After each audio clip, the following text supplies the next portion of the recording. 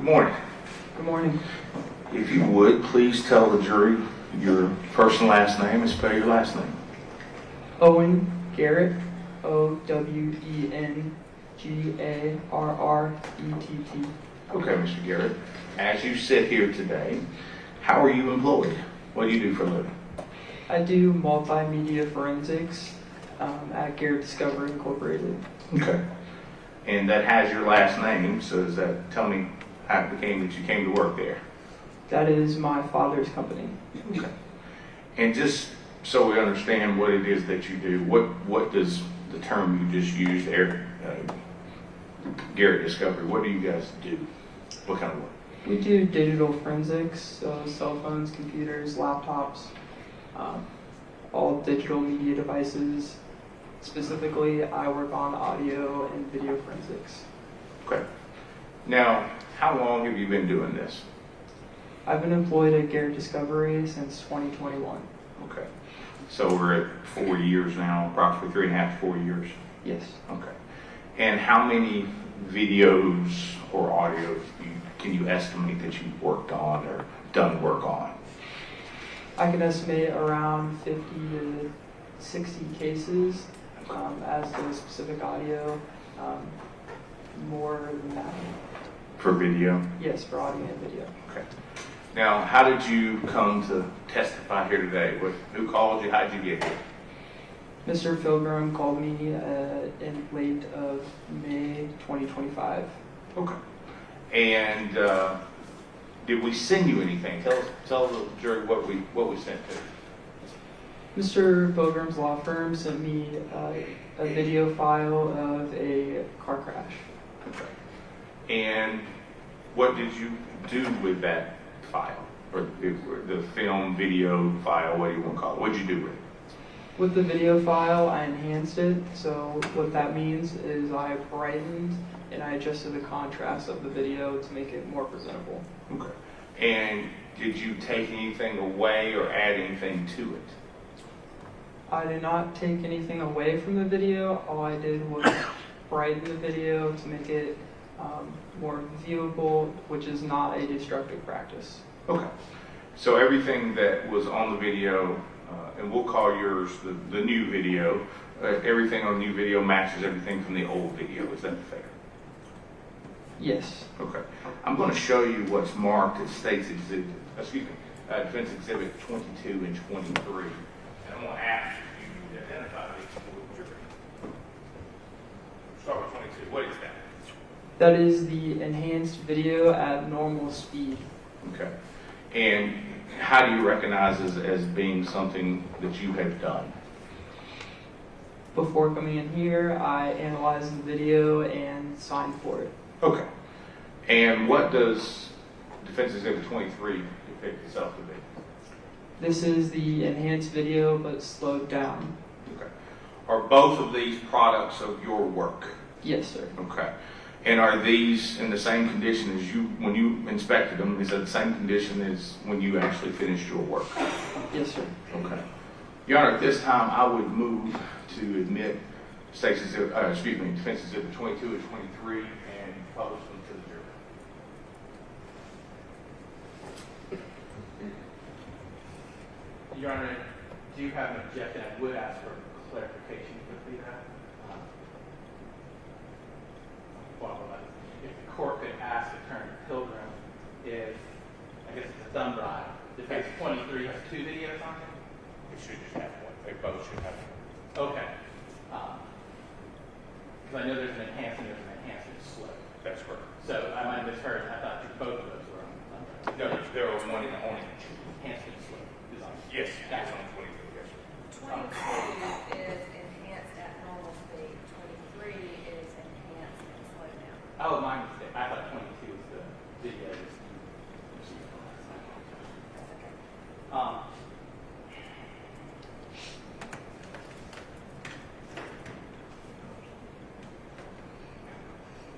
Yeah, 1 second.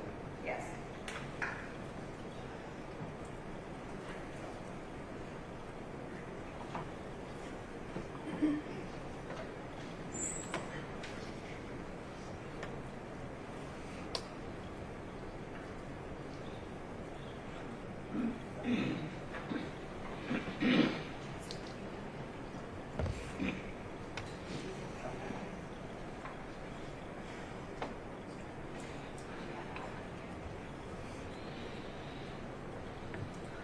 No, you got to keep track. Thank you.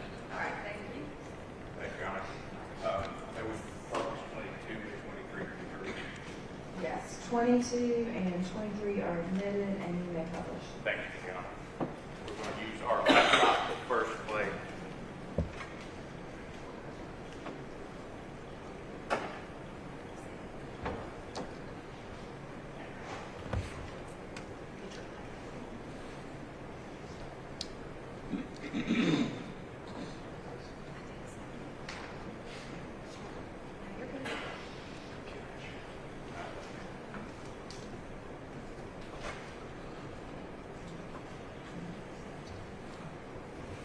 Thank you for your patience. Monday morning, so the Wi-Fi, everything has to be connected. And so we're just sharing the password so that we can operate those systems. You got it? You tell me when you're ready. I'm ready, ma'am. Okay.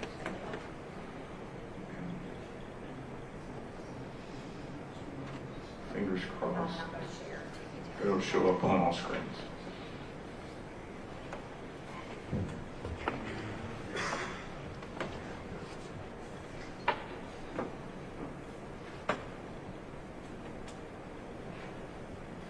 It is showing on my screen, which means it's connected, but the clerk is just waiting for the word on when to share it.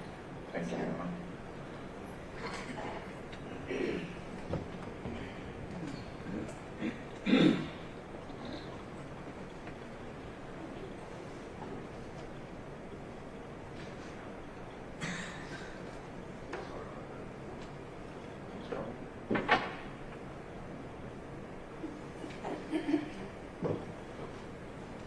Ready?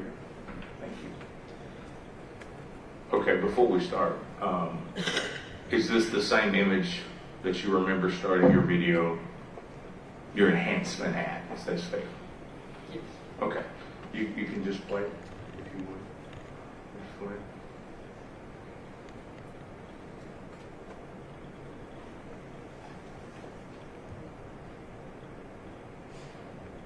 Thank you.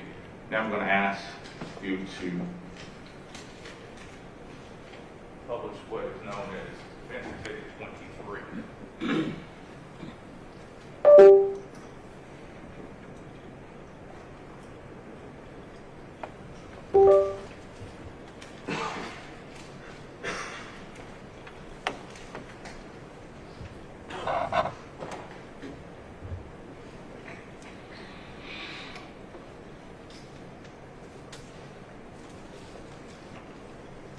Okay, I'm going to ask you again, is this, for Defense Exhibit 23, is this the same version, just on a slower speed that you created? Yes, sir. Okay, you can play this.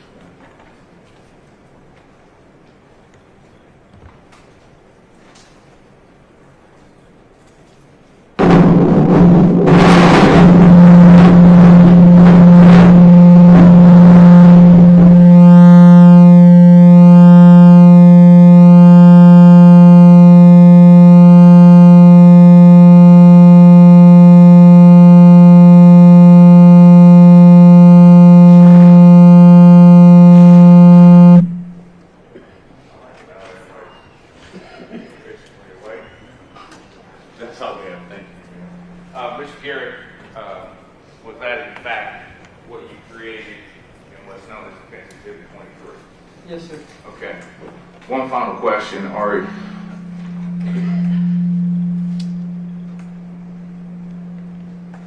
Better right here. The videos that you have enhanced, do they have the technology available to be watched frame by frame? Yes, sir. Okay, and was that part of your creation? Yes, sir. All right. So that's all I have. The state may have some questions for you. Thank you, sir. Thank you.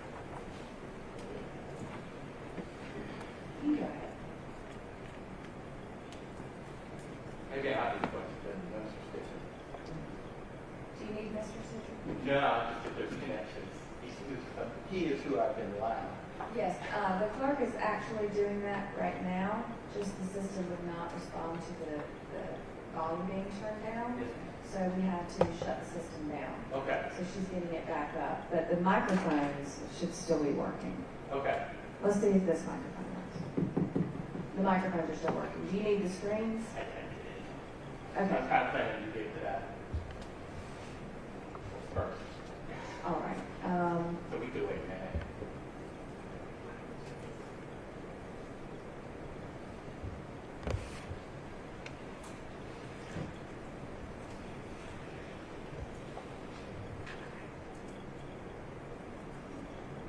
There we go. All It should right. be back up. Let's see if we can connect. When you're ready for me to share, you give me a thumbs up.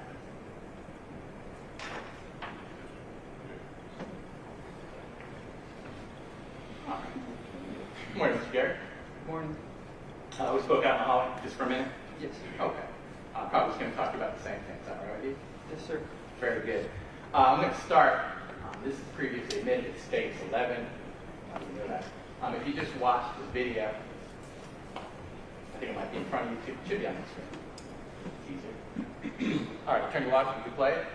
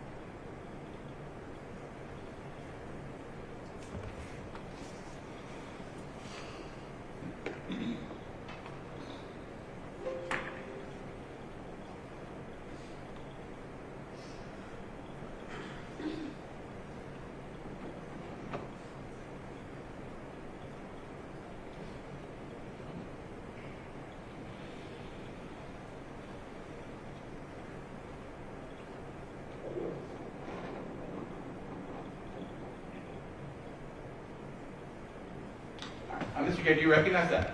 Yes, sir. Okay, and how do you recognize it? I recognize that as that is the video I was sent by Mr. Pilgrim's office. Okay. And so you took that video. Do you remember what format it was? It's fine. Yeah, I don't know, sorry. All right. And let's detour briefly. So you've been trained in, manipulating is terrible. Let's go. Working with digital files, digital video files, specific. Is that correct? Yes, sir. Okay. And is that all you've ever been trained on?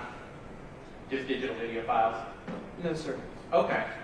Because I guess what I'd like to talk about is how a digital video file might be different from, say, like old film, right? Yes, sir. Right. So you've been trained on both? Yes, sir. All right, but specifically in this case, you were sent a digital video file. Yes, sir. All right. How did you receive it? I received it electronically. All right, so email. Yes, sir. What would you typically, when the video file was sent to you, what were you asked to do? I was asked to enhance the video to make it brighter and Okay. more viewable for the court. Now, insofar as that enhancement goes, you're just changing settings, more or less. Yes, sir. I'm trying to remember, what was the specific term? Non-destructive. Yes, sir. Okay. Tell the jury what that means. So non-destructive means I'm not altering the image or the video in a manner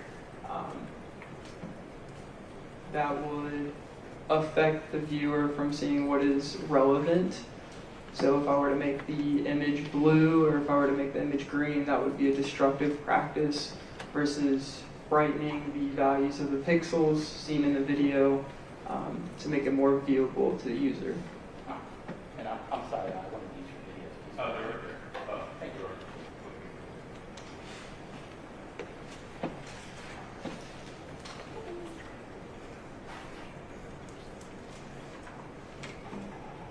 Yeah, are you cool if I use it on our? Okay. 23, please. All right, you just testified to defense 22. Review that with you, okay? Yes, sir. Give us a second. Technology. You probably understand.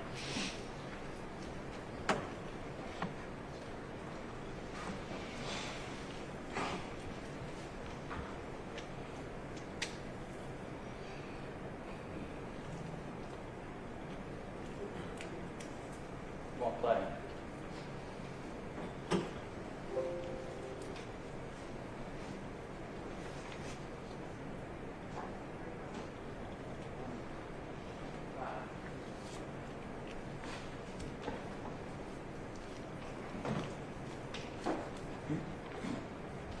I believe it's because your computer is auto-set for videos to play in Windows Media Player, and if that is not the supported file type, you would have to ask your computer to give other suggestions for the player type. Thank you, Your Honor. Okay. We're using VLC now. If we could share.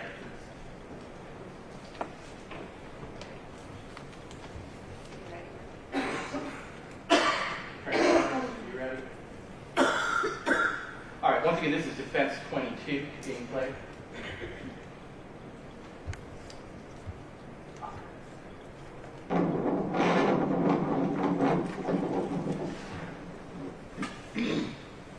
All right, so that, in fact, is not the full video that we watched initially, right?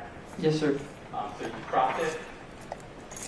Cropped would be the incorrect term. Oh, okay, tell me the right term. The correct term would be range selector within this program. So if I have 3 minutes of video and I use, say, the 15 seconds I want, I in fact range selected it. Yes. Okay. So you in fact range selected the original video. Yes, sir. Oh. Was that by direction? Yes, I was directed to only enhance the relevant section of the video. And when you say enhance, walk me through exactly what you mean by enhancing. How is this enhanced? Let me rephrase that. So I would use the Smart Adjust filter, which automatically runs a mathematical algorithm to brighten and add contrast to the video to make it more viewable for the user. That's a lot. That's a lot, step by step. First of all, you put the original program. Yes, sir. Did you just use one program with this? Yes, sir. What program was that? I used AMP5. I'm sorry, you can spell that. AMPEDFIVE.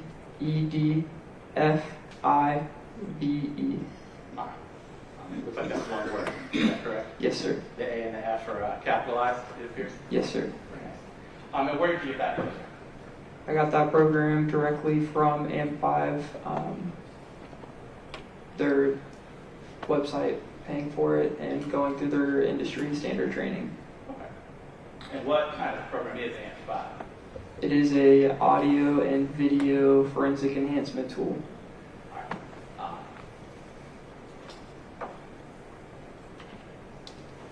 Is it just like a more souped up version of like a video player? You can pull up different setting knobs? Yes and no. Okay. How now? No, because it requires training to use the program. And it has a lot of tools that you would not be able to find in a normal video player. Okay. Now, when you are actually enhancing these videos, you're not adding or subtracting, correct? Typically, no. Right. You're just, the data is there, and you're just choosing to, I guess, pull out some of the data to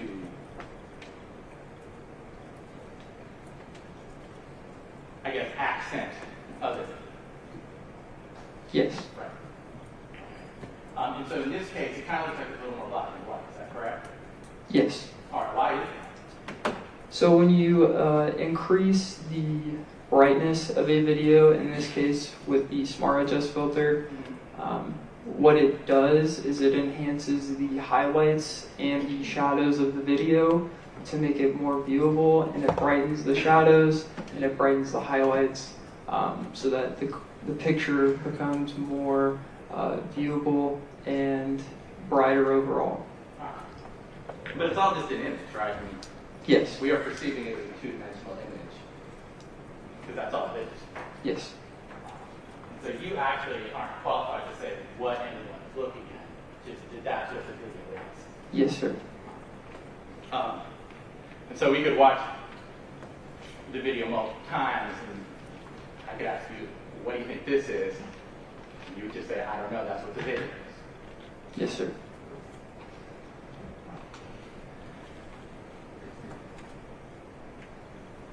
I know previously, when we talked, I asked you about digital videos in squares, sometimes we see. Yes, that would be called pixels. Pixels, right. And watching Defense 11, do we see that kind of at the end there? Yes. Why are we seeing that? What's that about? Due to the crash Yes. that I viewed in the video, it looks like the camera could have been destroyed in an instance or unplugged, which could lead to the video looking like that. Right. Without getting the actual device and running it through various different tests, I would be unable to provide an exact determination or opinion on that. All right. What about when, let's say, an image is moving fast? Do you expect to see a blur? Yes, sir. That's true with both digital and, I guess, the old film cameras, too. Yes, sir. All right. Is there a blur in this? It appeared so, yes. Right. Are you able to enhance blurs? No, sir. Right. This is a certain amount that you can get to, and then that's it. Yes, sir. So, your opinion, something trained you. Digital file. A blur is just a blur. I'm sorry, you can't hear. It's my phone. Still out. Green. I don't know what's going on. Can I approach the...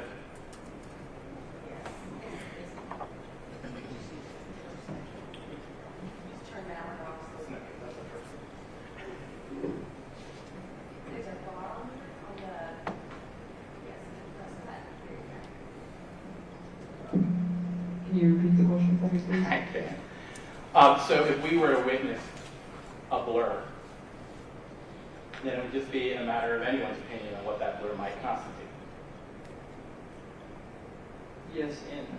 Yes and no. Okay, tell me now.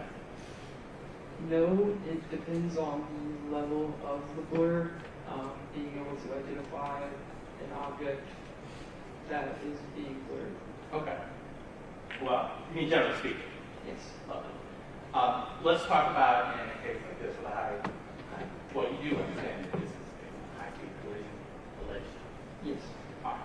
When you have things moving fast, we already talked about how you would expect to see blurs, right? Yes. What about when at nighttime, when there's various sources of light? Is that also going to be problematic? Things might not be as clear as, say, during the day? Yes. Okay. What about reflective surfaces? Can that also be a problem for identifying things? Yes and no. Okay. Meaning you could have a clear image in a reflective surface. Yes, sir. Got it. And what about, say, rain in front of camp? Can that also cause distortions? Yes, sir. Potentially. Thank you, sir. Nothing further, Your Honor. That's it. Excuse. Go ahead. Any objection from the state for Mr. Garrett to be excused? No, Your Honor, thank you. Thank you, Mr. Garrett. You may be excused. Have a good day. Yeah, Yes. we potentially do that microphone to work, but Um, I mean, I'd be happy that AR if that would make it. I'm not sure if we can do that. Okay. Back on that. I'm sorry. So, we're not sure what happened because the system was up. Okay. But in the event that happens again, I'll just ask them to turn it off this one and we'll just try to keep going. Yes, ma'am. Okay. But it appears to be back on now, right? Just hanging. Yeah. You're back. Yeah.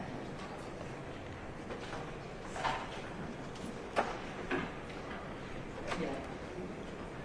All right, the defense can call its next witness. Your Honor, we call Mr. Brian Blankenship.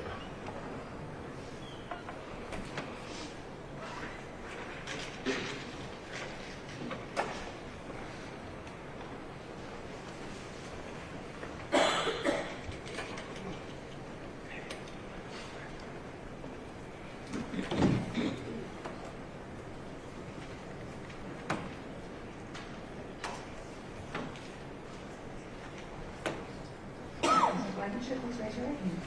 You swear or affirm that the testimony you give in this case is the truth and nothing but the truth, so help you God. I do. All right, you can lower your hand and have a seat. And the microphone, you can pull the base toward you and adjust.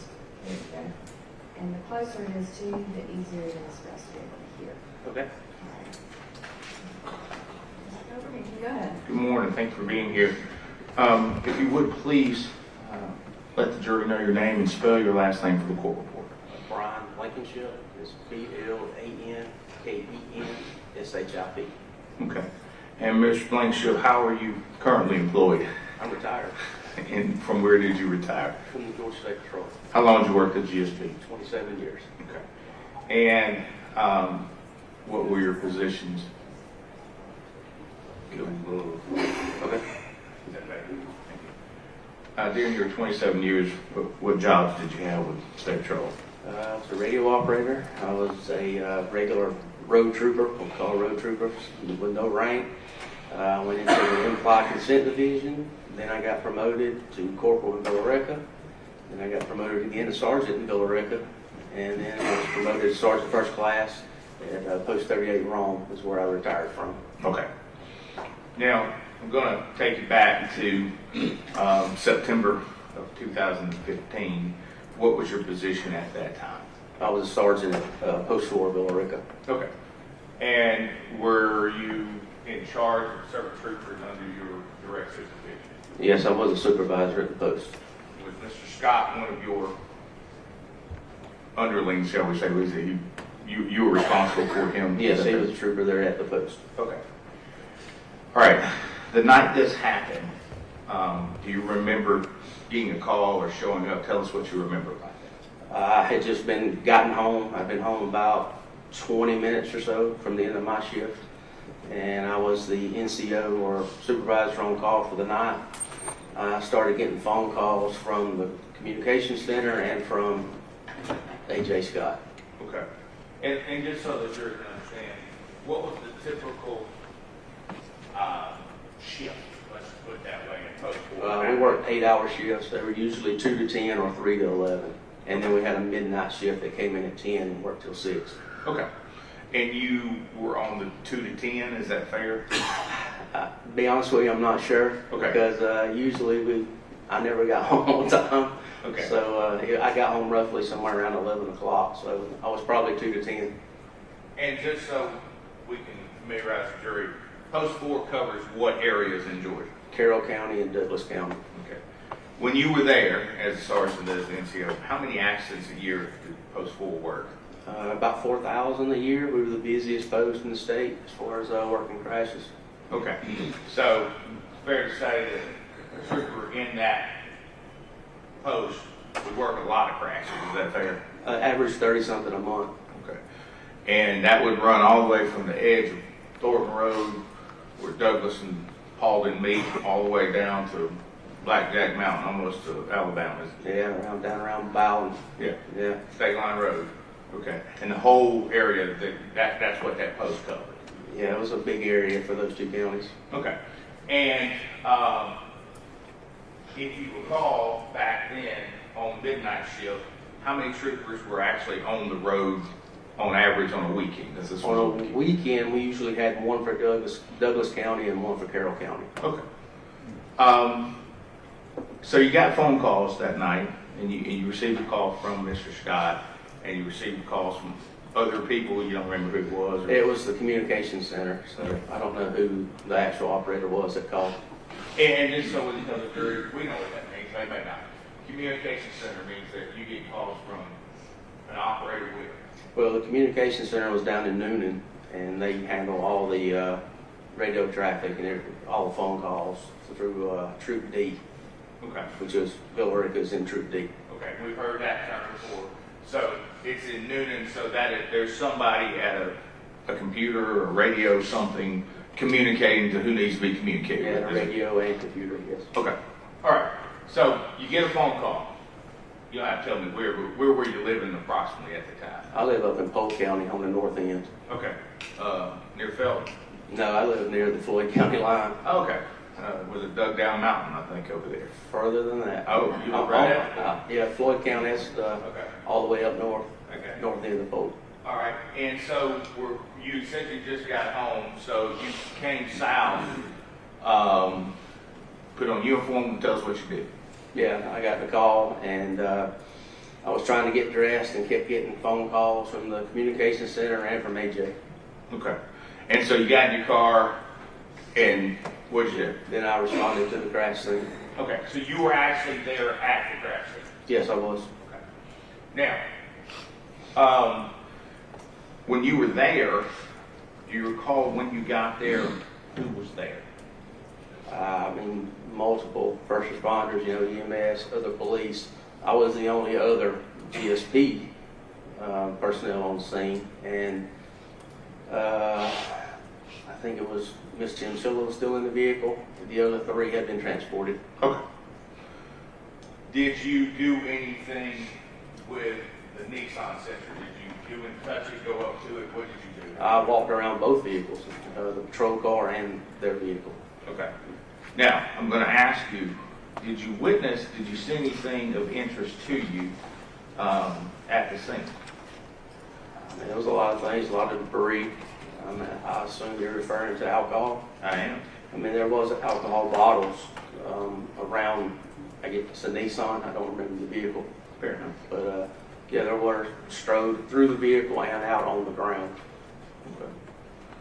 Now, as NCO, and I don't want to put words in your mouth, were you in charge of the scene at that point in time? How I know it's hectic. I was until the skirt team arrived, and I had to notify our troop lieutenant to so he could get the ball rolling to get them out. Okay. How much longer before they arrived? Do you remember? I know it's hard to imagine, but Yeah, you got I ballpark. don't really remember. I guess they were there within another hour, Okay. Okay. because some of them had to come from a pretty lengthy ways out. Based on your training experience, and I know you said you were a trooper for a long time, you had made DUI arrests and been involved in DUI investigations. Is that fair? Yes. Okay. And you had been trained through trooper school. Had you taken a ride as well? I had. Okay. And you advanced roadside detection. You've taken that. You've taken basic standardized field sobriety as well, correct? I had. All right. And those are things that are used by DUI officers or people who arrest people for DUI. Is that fair? Yes, standardized field sobriety. Okay. And based on what you saw at the scene, what did you do? I mean, I just noted it and took pictures, but I never had any interaction with the drivers or anybody that was transported. Did you request anybody else in the state patrol to do anything? It was requested that I don't know who made the request because I don't remember if it was me or somebody else for a trooper from the Nighthawks in Atlanta to go to Grady, and we were wanting a blood draw. Okay. And a blood draw from whom? From the driver. Okay. To be honest with you, I don't remember the name. Is it Mr. Finken? Is that right? Or the Wall? I can't remember the driver. I'll be honest with you. Fair enough. I know they were both in the vehicle. Gotcha. And that's not something that you did. You didn't go to Atlanta, correct? I did not. Okay. Let's talk about where you did go. I went to Carroll Tanner. Okay. And where did you, when you went to Carroll Tanner, why'd you go there? That's where A.J. Scott had been transported. Okay. And I'm going to show you what's going to be marked Station 24.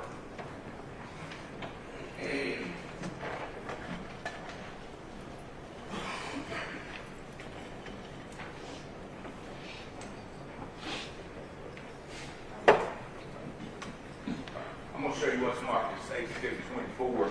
Excuse me, Defensive 24. Keep using there too.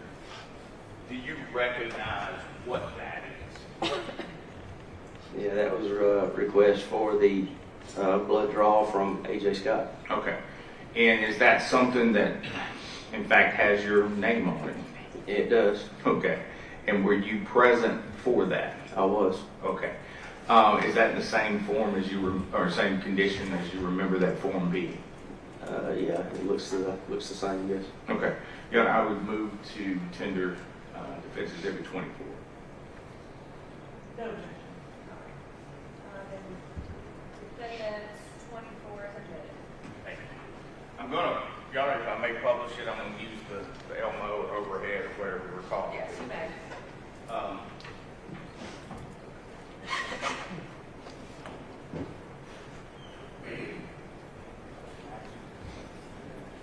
You can wait when you're ready. Okay. Okay. You've identified, and we'll walk through a little bit at a time. If you could stop, Mr. Scott, that is your name, correct, sir? B.O. Blankenship. Yes, that's me. And it's true to the state patrol post 4, is that in fact post 4 Bill Ritter? Yes, it is. Okay. Now, I want to draw your attention down to date and time. 9/27, is that 2:11 military time? Is 2:11 a.m.? Yes, it is. Okay. 2:11 in the morning. And this was drawn, you mentioned at Tanner Carrollton, you see it noted here, Tanner Carrollton ER. Yes. Okay. And then we see that there's an RN that drew it, correct? Yes. Okay. And so this is in keeping with a form Department of Public Safety or State Patrol would have used at the time? Yes, it is. Okay. And in fact, Mr. Scott consented to have his blood drawn, correct? He did. Okay. Did you ever become aware of the results of those tests? No. I transferred out just a short time after that to another post. Okay. But in fact, there is a consent where he signed and agreed to have his blood drawn that night, that morning. Is that fair? Yes. Okay. Now, I know you said you transferred out. Do you recall when that happened? It was around December. I went to the post in Marietta. Okay. And how long did you stay there? Another 2 years. Okay.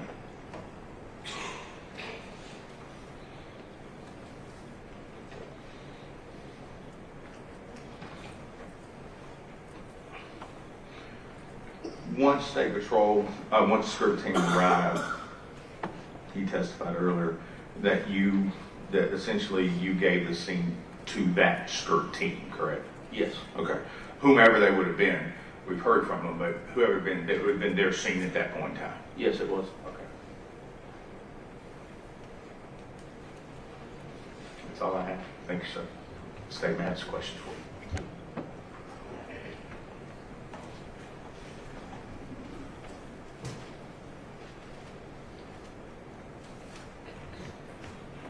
Good morning. Mr. Blankenship, you indicated that somebody sent someone from the Nighthawks to investigate Mr. Wall for driving under the influence, correct? Yes. Okay. And the Nighthawks is State Patrol's DUI task force? Task force down in Atlanta. All right. And you never did develop any probable cause to get a warrant for Dylan's blood, did you? No. Okay. Well, like I said, at that point, the skirt team started handling all that out when they got there. Understood. But you would have known, would you not? if- All I did was, I if that had suspected it, happened? but I didn't have the probable cause there. Like I said, I only suspected because of what was around the car. Okay. If you had been able to draw Dylan's blood, though, that would have been a definitive answer to that question, correct? True. Yes. All right. And you, in fact, you did 2 crash reports for this? I'm not familiar with doing If I- 2. I did 1, which is a preliminary report. Maybe that, and I apologize, I think it was probably a preliminary report and perhaps a final. Maybe where results are added or something like that. Maybe a supplement. Driver, come with me. Just show this to you and see if you in this report.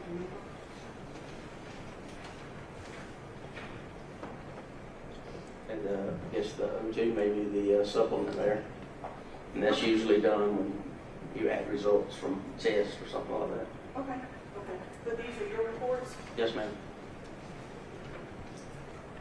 And there's a section on here for driver vehicle 1 listed as Dylan Law. Yes. And it says law enforcement suspected alcohol use, no. Law enforcement suspected drug use, no. Correct? That's what's listed, yes. And then it says the same in report number 2. Yes. Okay. Thank you. And further, our thank Any objection to Mr. Blankenship being excused? All right. Thank you, Mr. Blankenship. You may be excused. Have a good day. The state can, excuse me, the defense can call us next witness. Yes.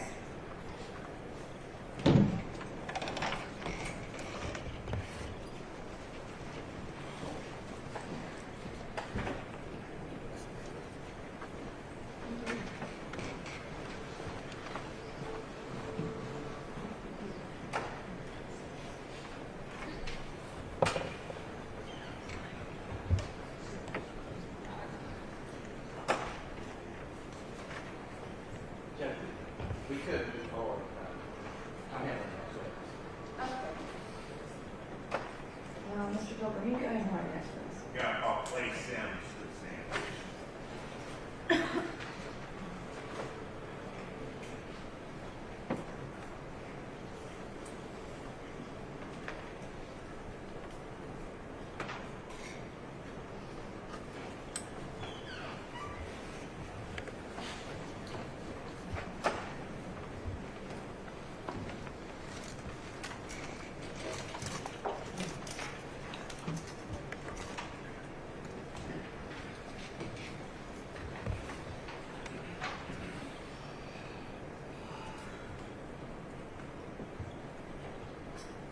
All right, Mr. Sims, please raise your right hand. Do you swear or affirm the testimony you give in this case is the truth and nothing but the truth so help you God? All right, you may lower your hand and have a seat. And we have some microphone issues, so let's make sure if you'll tap it, see if it's working still. Yes, all right, and then just, you can pull it towards you and adjust it how we need to so that we can hear you. Okay? Good morning. Good morning. If you would please inform the court and the jury what your name is and spell your last name. Joseph Clay Sims, S-I-M-S. Okay. Do you go by Joseph or Clay? I go by Clay. Okay. Mr. Sims, as you sat here today, how are you employed? I am employed now. Yes, sir. I'm self-employed. What do you do? I'm a land surveyor. Okay, for yourself or somebody else? Me and my dad own the company. Okay, what's the name of the company? S&S Land Survey. Okay. And is that something you've been doing for a while? When did you start doing that full time? I've done it for 15 years now. Okay. Was it a part-time, got the job at some point in time? Well, my dad did it, so I just carried on with it. Okay. Did you have a job prior to being a landscaper or a land surveyor? I apologize. Yes, I was EMS. Okay. How long were you EMS? I was in EMS for probably 5 years. Okay. Do you remember when that was? Days? No, not at this time. Okay, fair enough. All right, back in September of 2015, how were you employed? I was employed for West Georgia Ambulance. Okay. And just so the jury's edification, what areas did West Georgia Ambulance cover back then? All of Carroll County. Okay. And do you recall the accident we're here about today? Do you recall getting called out to a scene for this? If so, tell us what you remember.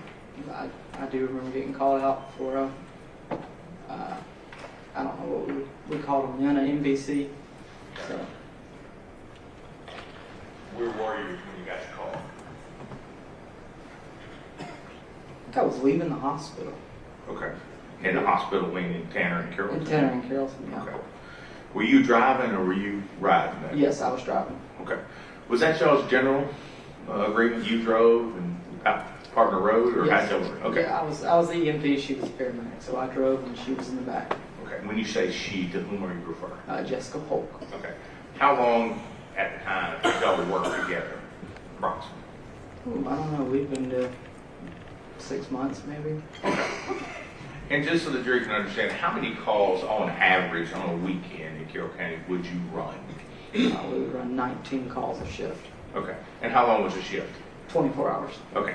So approximately one every hour and a half? Oh yeah, Okay. So needless to say, you're fairly busy. very. Okay. All right, I'm going to ask you about that night in question. When you arrived, what do you remember arriving? Well, first of all, where did you go? Where was the scene? It was right before I-20. I don't remember the name of the road, off 27. Okay. And you know to go to that location, why? Who told you? Dispatch. Okay. So you get there, what do you see? I see lights everywhere, people everywhere, and 2 cars. Okay. What do you do? Get out and start getting the equipment out of the truck. Okay. And when you say equipment, tell the jury what we're talking about. What do you mean We're equipment? talking about backboards, neck braces, things of that nature, the bags. Okay. And these are things that you had used before at automobile collisions? Oh, yeah. Okay. Okay. All right. After you get out and get stuff out of the truck, the rig, what do you do then? Go up to the scene and see what's going on. All right. What happens when you get up to the scene? I see a girl laying in the road. I see one sitting in the back seat of the car. And I think the driver was on the driver's side, knelt down by the wheel. Those are the only 3 I remember. Okay. So, who were you assigned to, or how did y'all pick who to treat? The driver. Okay. And when someone told you to do that, or was that just a decision y'all made? How did you come to the decision to treat the driver? That's what my paramedic told me we were doing. Fair enough. And that paramedic, Miss Polk. Yes. All right. So, so you're treating the driver. Let's talk about that for a minute. Do you recall speaking to the driver? Yes. Okay. And I don't mean like a conversation at the gas station. I mean, what is your purpose of conversating with someone at that point in time? Well, the only time I really talked to him was when we got to the hospital. Okay. His phone was ringing and I answered the phone. I think I spoke to his mother, Okay. told her where we were. Were you ever told by the driver where he was coming from or where he was going that night? Did you ask? Well, I could hear the commotion in the back when he was throwing up. Okay. So when we got there, she told me he had thrown up and we had to clean it up. So. Okay. And when you say got there, where did you go? I went to Grady. Okay. How long was that trip on a Saturday night approximately? About 45 minutes maybe. Okay. And he threw up and you heard the commotion in the back of the rig. Yes. And just so people in the jury understand, you're at the front and the back is where the gurney is. That's correct. All right. So now you heard him throwing up. When you got to Grady, who took him off the ambulance? Who took him off the rig? Jessica and I, Okay. Who went inside? both of us. Okay. And at some point in time, you mentioned throw up. Whose responsibility was that to clean that? That was mine and hers, but more mine. Okay. Anything particular about that you remember? I remembered it smelled like birthday cake vodka. And is that something you were familiar with prior to that night? Relatively. Okay. Something you drank yourself or been around? Yeah, it's been around for sure. Okay. All right.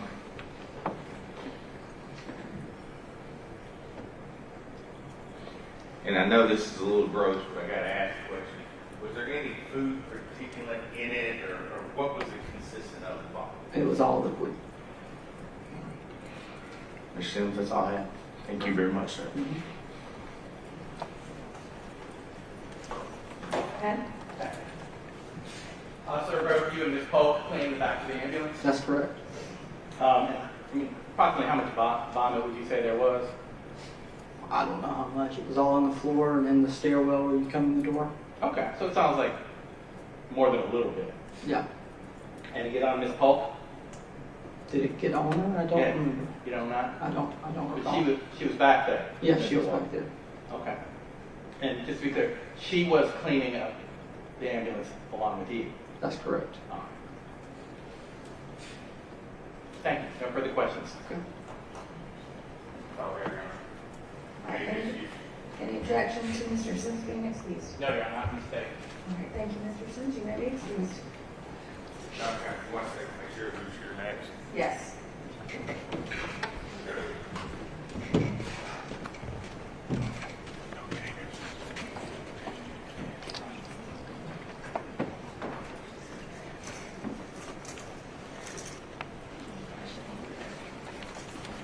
Your Honor, at this time, the defense is called, recall Mr. Chad Barrow.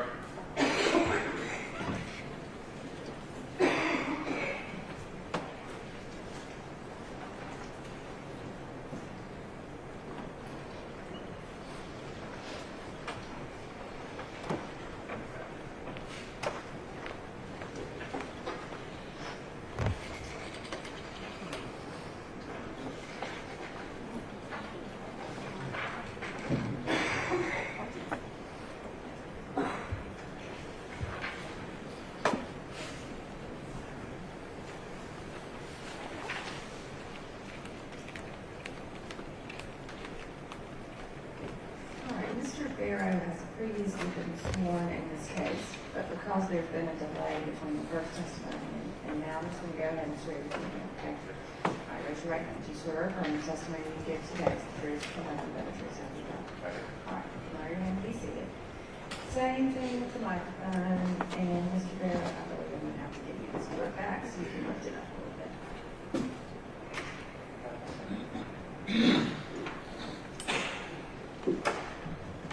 Yeah, let's make sure it comes out. There we go.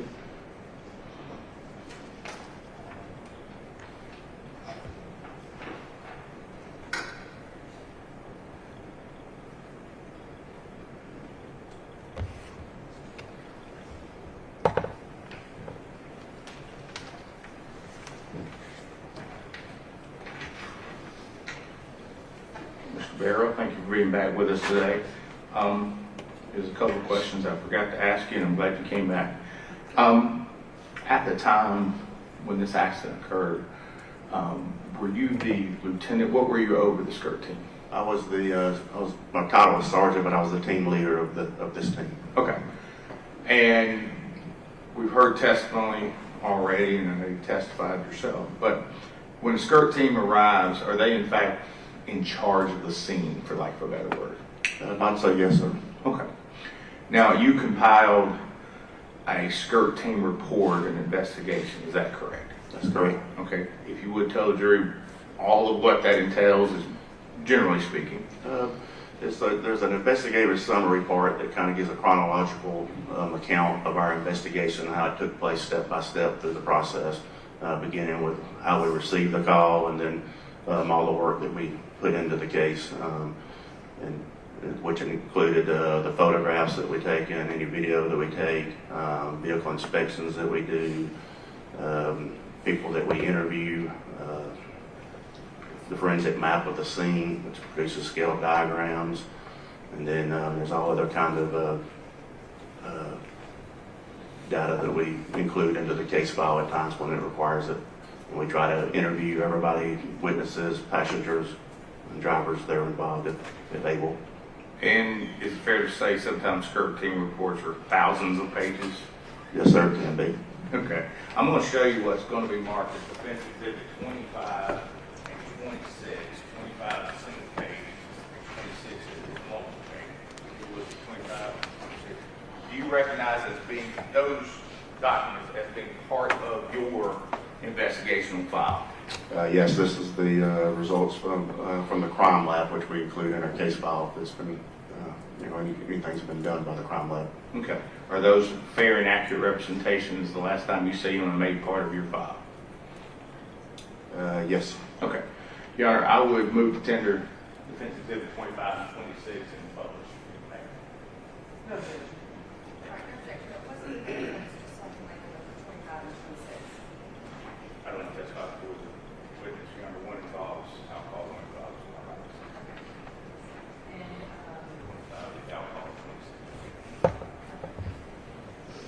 I'm going to have you take a look at 25. And just so we're clear about Mr. Barrow, this is from the Georgia Crime Lab. Do you know another name for the crime lab, the official name for the crime lab, what they're called? The Georgia Bureau of Investigation. Fair enough. And we see at the top, Division of Forensic Science. Is that? That is correct.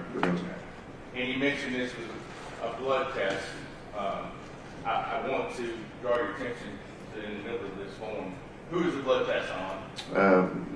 The defendant, Anthony J. Scott. Okay. And we're going to scroll down here just a little bit, and we see ethyl alcohol results by gas chromatography. What is the finding there? Negative. Okay. And it shows that there were 2 tubes of blood collected, correct? That is correct. Okay. And that the lab received this on 9/29 of 15. Is that based on what you said? That is correct. Okay. I'm going to show you the first page of 26.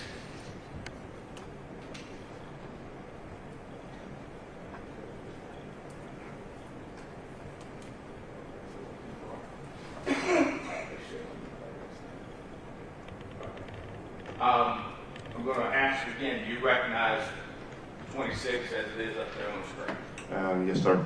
Okay. And what is that? It is the drug screen results for Anthony J. Scott. Okay. And does it show who the requesting officer was? Yes, sir. And who was that? That would have been Brian Blankenship. Does it show the agency post at the top? It does. The GSP stands for Georgia State Patrol Post 4, which is out of Billerica, which he worked out of. Okay. And we see the evidence of what day it arrived at the crime lab, do we not, right there in the middle below evidence? We do. Okay. And then we're looking at all the areas that they test for. What were the results of all those? For everything they tested for, it was a negative. Okay.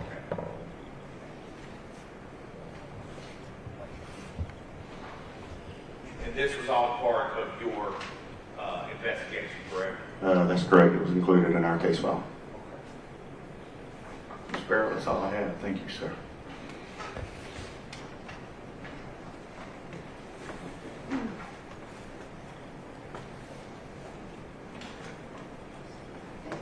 Before Ms. Waters starts asking questions, just for the record, I did not state that those were 25 and 26 were committed, but they are.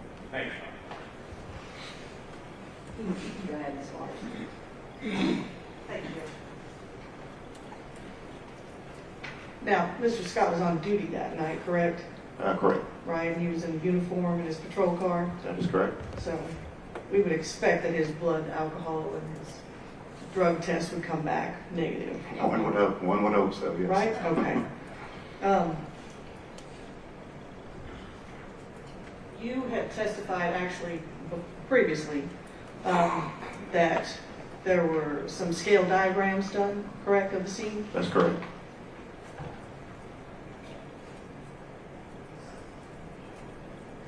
Your Honor, may I approach? Yes. Show you what the mark states 80 feet. You recognize that as one of your scale diagrams? I do. Does it look like, excuse me, promise me. Does it look to be in the same condition it was when you first drew it? It does. It appears to be, yes. So you care to cut off? It does not. Your Honor, this time we determine states 88 Okay. and permission to publish? 88, you said admitted. Okay. All right, so in this diagram, the blue vehicle in question is the defendant, correct? That's correct. That'd be the Dodge Charger. Okay, and the black vehicle is the Nissan in which the victims were That is correct. occupied. Okay, thank you. John, just real quickly, I wanted to ask, Mr. Barrow, did you ever receive a similar blood test for Dylan Wall that you received for AJ Scott from the Department of Forensic Science? No, we did not. Okay.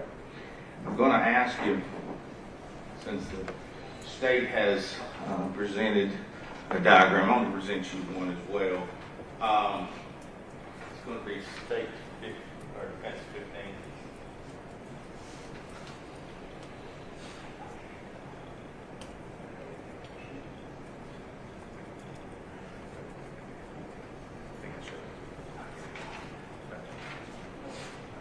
I'm going to show you what's been marked as defense 15. Is that fairly accurately represented? Or first of all, what is it? This is a scale diagram that we produced. It's in our case file. It's kind of zoomed in on the final rest area from the evidence that we found at the scene. Okay. Is this the fair and accurate representation of this particular what we call final rest? It appears to be, yes. I'm going to, Your Honor, move to tender defense exhibit 15, if I may. Any objection?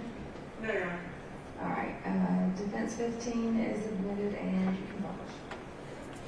I'm also going to possibly going to tender 18.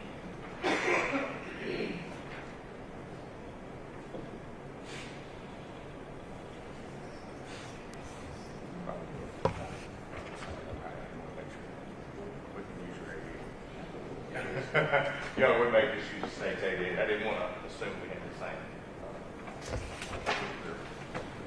impact. If I may, Yes, you can. okay. This is what you might call a scale diagram. Is that fair? Okay. That's correct. Okay. And in this, I just want to make sure that we're clear about this.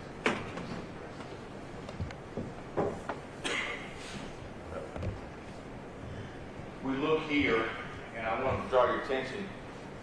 At the scene, you noted 2 spots of alcohol, correct? That's correct. All right. So that was at least in your, I have it.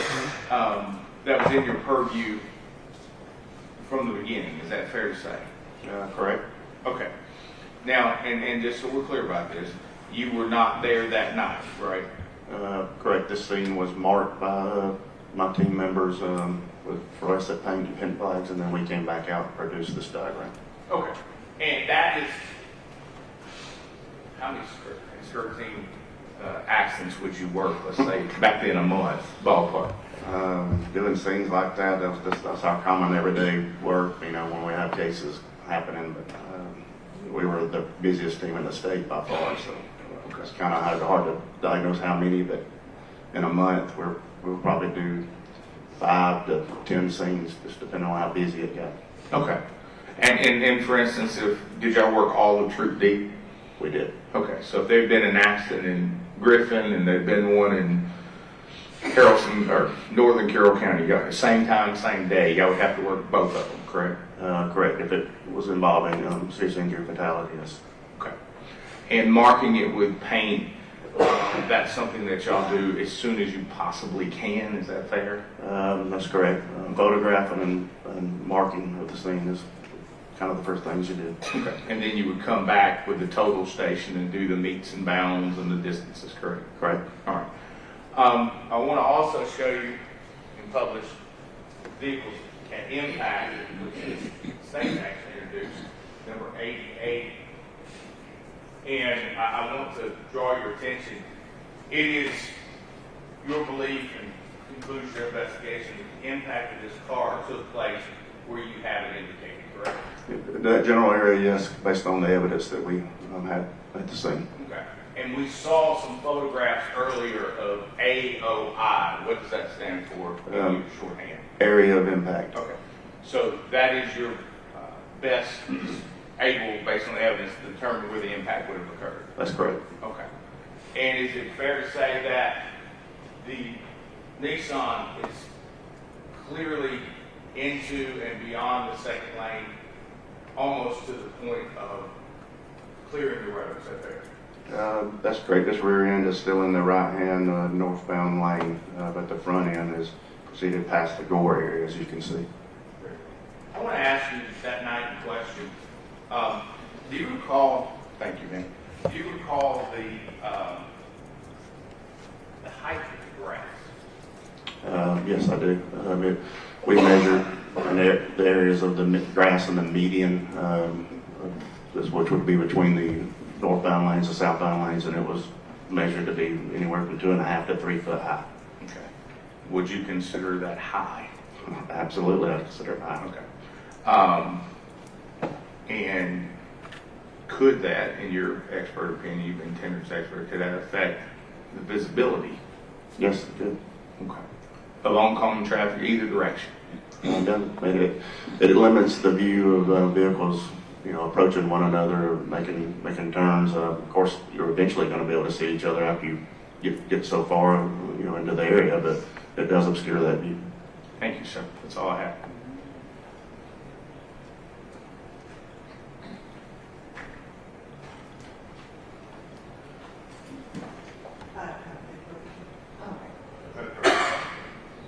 Any objection to Mr. Bear being completely excused at this point? There you are. All right, thank you, Mr. Bear. You are now excused. Will the parties approach? Thank you.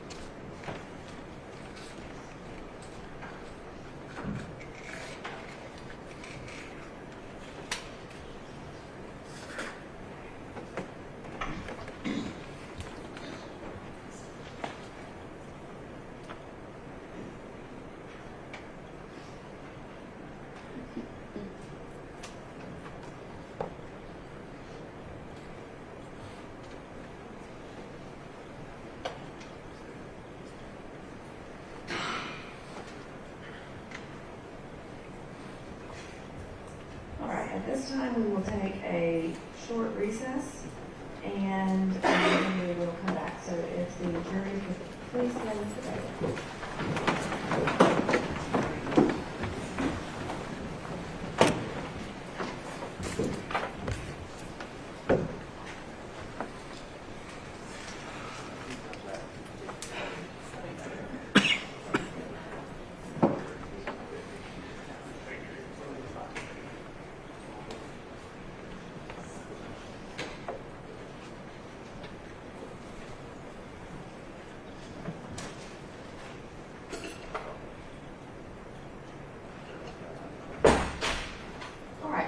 Recess. I'm going to ask the bailiff to let me know when the jury has all been able to use the restroom because there's only one.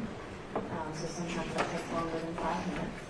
And then I'll check back in to see if y'all are back in the courtroom. When we come back, I'll go back over the information and rights with Mr. Scott, ask if he has made his decision to testify, and then we'll move forward from there. Yes, sir. Okay. Thank you. Hold on. One more thing. I'm going to place this on the record. At the bench conference, I advised the parties, and this is just for the record, I received an email from someone in the public regarding showing the medical records and pictures of the victims, and that was on the live stream. There was no objection to the media being present in the courtroom prior to the outset of the trial. So the media is here with permission. It's an open and public courtroom, and their only thing that they are not allowed to record during the trial is the jurors, or any pictures of the jurors, or statements or responses of the jurors, and the media followed that so far, as I know. I haven't had anything about that. But anything else can be recorded in the courtroom. And so I just wanted to make sure that the attorneys were aware of that. I have not responded to that communication, nor will I respond, because I don't believe I'm allowed to, so I don't want to break any rules. But just wanted to let you know I've received that, and that's where we are on that. Thank you. Either party to address on that? No, All right, thank you. We'll be in a brief recess, and I'll let y'all know as soon as the jury's ready. Thank you.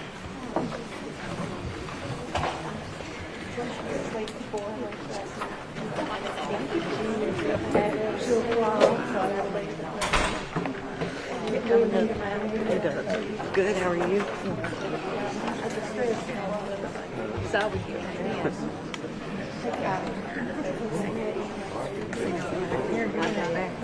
You don't know the law. That's just translation there.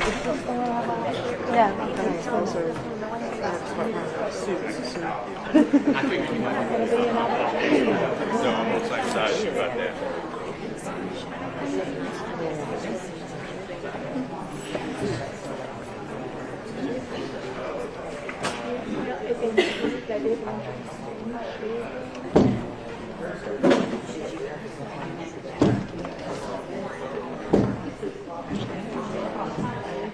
That's better than getting something. Sometimes they really work for it and deserve it. We go forward and it's needed.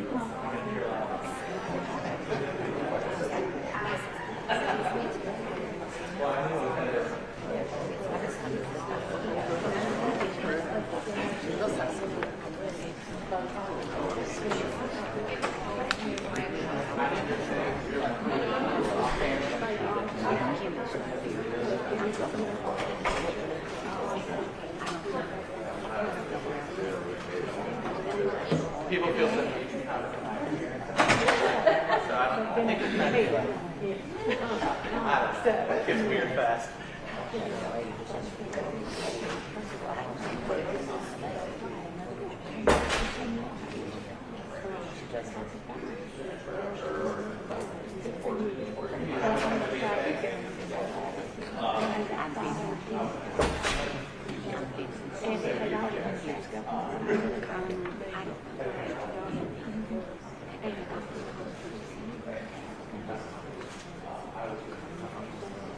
It's not killed, don't it?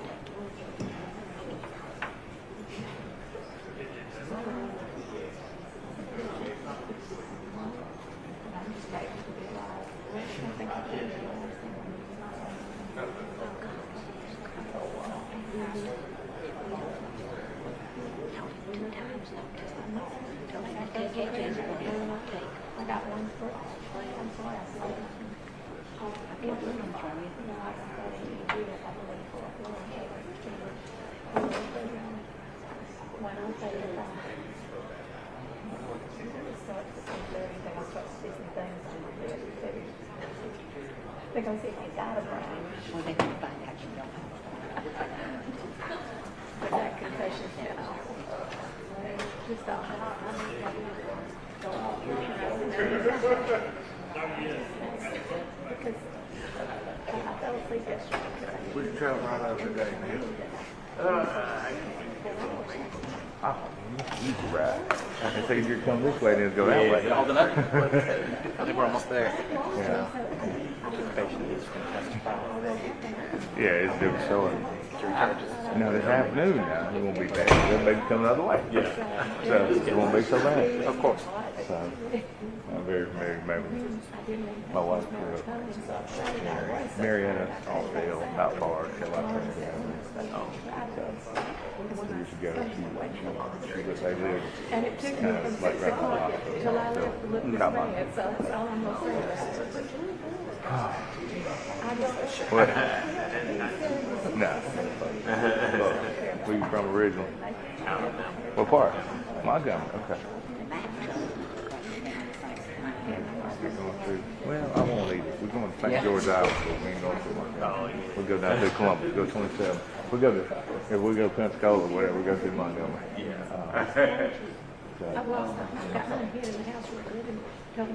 Hello, sir. How are you? Good to have you. What?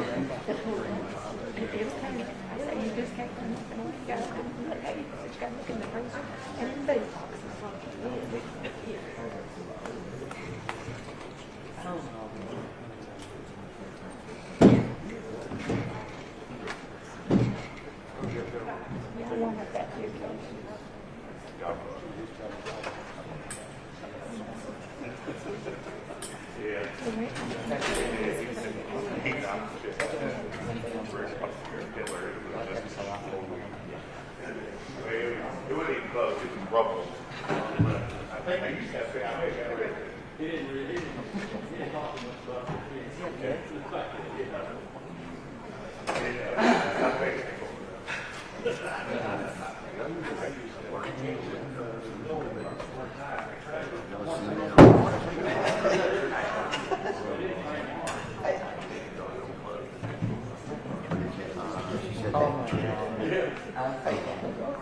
Oh, you mean the trigger hat?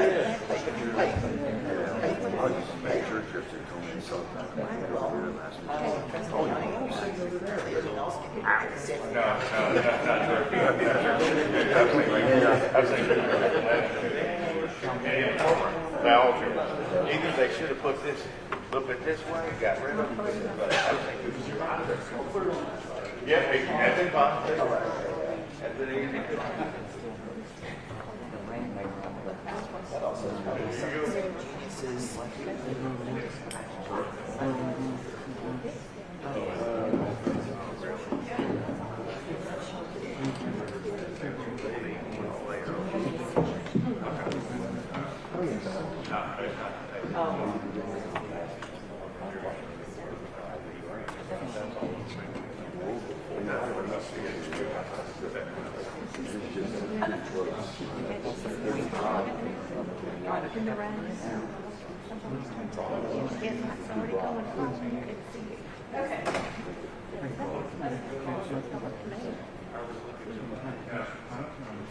Oh, yeah.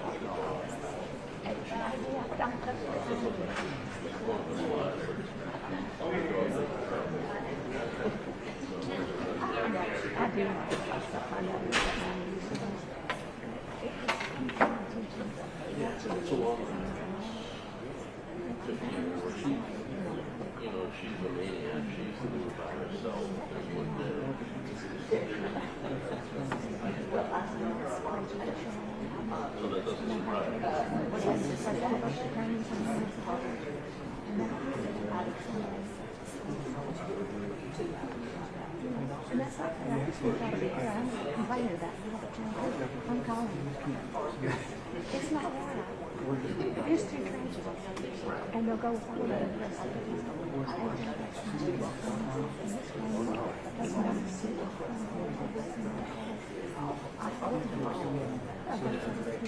We have two drivers.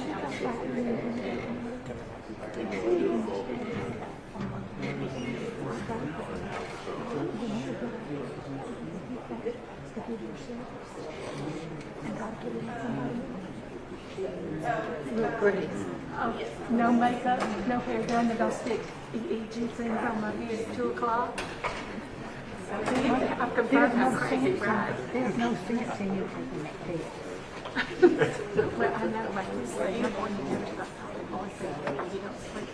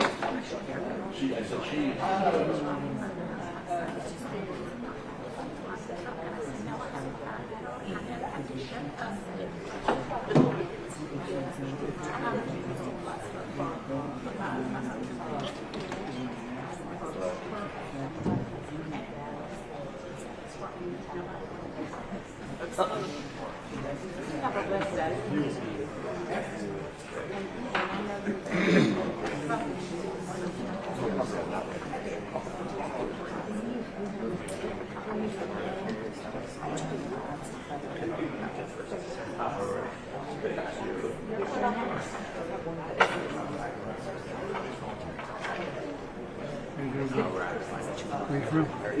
Where you from? Where? Missouri. I live on Missouri, United States. It's pretty.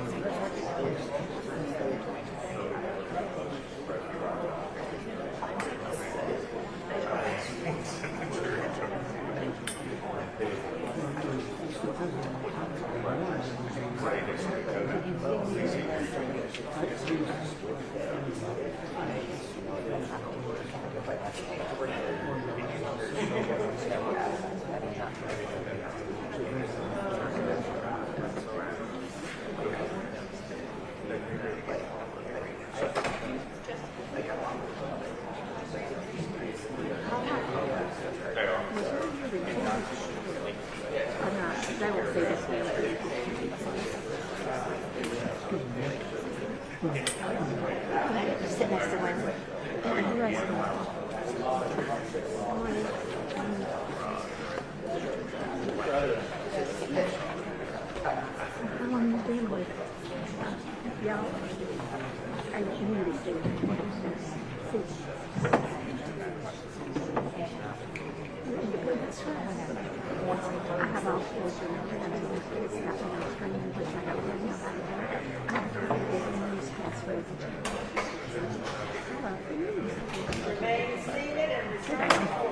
Nice to meet you. Can you tell I got to look over it.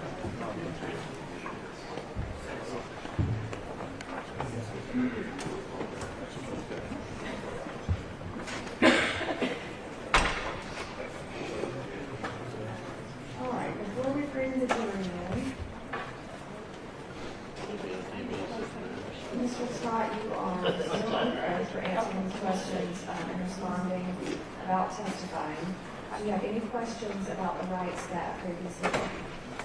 Have you had plenty of time to talk with your attorney regarding your decision to testify? Do you need any more time? All right. Do you want to testify in this case? Okay. I find that the defendant has decided to testify and that the defendant has a complete understanding of his rights. Everybody ready for the jury? Okay. And just a housekeeping, I'm going to put, I know that I've sworn Mr. Scott in to respond to those questions. That's outside the presence of the jury, so I'm going to swear him in again to testify in the case. All right. You may go ahead and bring in the jury.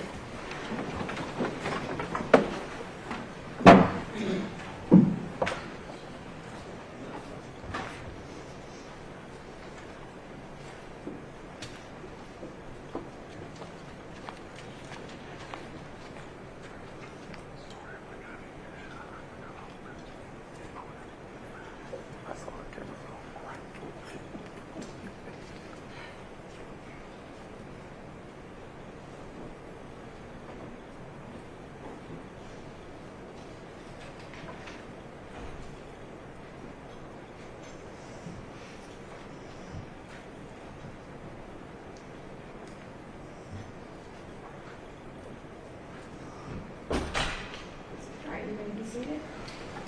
And the defendant's going to call its next witness.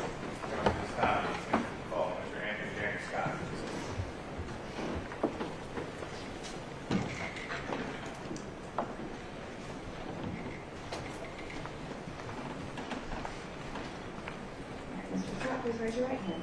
Do you swear or affirm the testimony given in this case is the truth, nothing but the truth, so help you God? All right, you can lower your hand and have a seat. And I think the microphone is probably in the right spot, but feel free to pull it forward or adjust it as needed. If you would, please state your name and spell your last name. Anthony James Scott, Scott, S-C-O-T-T, Okay. Mr. Scott, as you said here today, how are you employed? construction, Who do you work for? Franco, And what do y'all do? develop, land development, Okay. And what's your title within, what's your job? land acquisition. Okay. Prior to working for them, had you ever worked in law enforcement? Yes, sir. When did you work in law enforcement? 2000, I believe 2011, 2015. Okay. Now I'm going to ask a little bit personal questions. Where were you raised?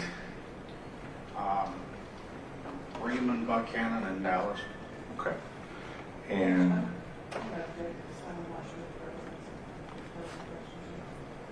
just laying a little foundation, I don't know if we can skip over. Just for a second, can everyone in the jury hear? Can all hear? Okay. You go ahead. Thank you. You mentioned you were in law enforcement. What kind of career did you have prior to law enforcement? I was in the Marine Corps, From what year? 2007, 2011. What did you do in the Marine Corps? Infantry. Okay. Did you see active duty? Yes, sir. Where at? Fallujah, Iraq, and March, Afghanistan.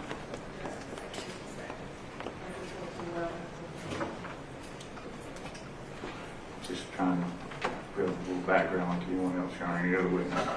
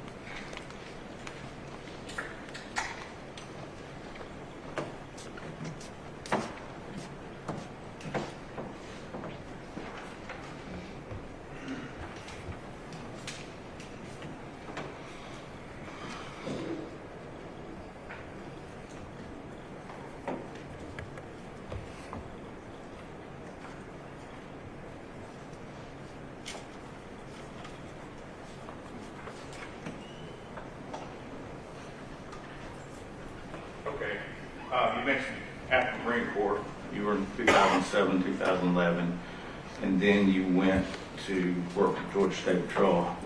What sort of training did you receive to go to Georgia State Patrol? Went to the 89th Trooper School, Okay, and where's that at? for South Georgia, Jib State. And how long is that? I believe it was 13 weeks. I can't remember how long it was. Fair enough. And at some point in time, where were you stationed, or which post did you go to? Hold on just a second. Jury cannot hear, so if you can pull that microphone towards you a little bit, please. Is that better? Okay, Thank you. thank you. So where were you sent by Georgia State Patrol first? Thomasville. Okay. And how long did you work in Thomasville? Just about a month for field training. After that, where were you sent? Or where was your next? Jasper. Okay. And how long were you in Jasper? A month for field training. Okay. After there, where were you? Cartersville. And how long were you in Cartersville? About a month for field training. Okay. After that, where were you sent? Post Fort Villarica. Okay. Is that where you become what's known as a regular trooper or slick sleeve trooper? Yes, sir. Okay. Now, so we can talk a little bit about this. How many accidents would you work, crashes, collisions, would you work on an average day at Post Fort? Anywhere from 2 to 10 a day. Okay. What areas were you covering? Carroll and Douglas County. Okay. Now, the date we're talking about today was a weekend. What was your area during the week? Weekend, excuse me. That night I was assigned to Carroll County. Okay. And what was your shift hours at that time? 10 p.m. to 6 a.m. What's that called within the department? What do y'all call that? midnight shift. Okay. How long had you been on midnight shift? I do not recall. It's normal that every trooper at the post at least work 3 midnight shifts a month. So that was part of my 3-day rotation for midnight shift. Okay. Let's go back to September 26, 15. Do you recall how your work day started? Let's just ask that. What did you do? Got in my car and clocked in on duty off my computer at the house as I was leaving the house. Okay. And you'll have to give us the address, but where do you live approximately? Buckhannon. Okay. And for those who may not know, Buckhannon to the accident site's how many miles approximately? I'd say 5-6 miles. Okay. And so you started work that evening, you said 10 o'clock, is that right? Yes, sir. All right. What do you remember you did first that night, work-wise? Just out patrolling and nothing significant. Okay. At some point in time, did you meet some guys from Bremen? Yes, sir. Why and where? Right there in Bremen under I-20 just to work traffic. Okay.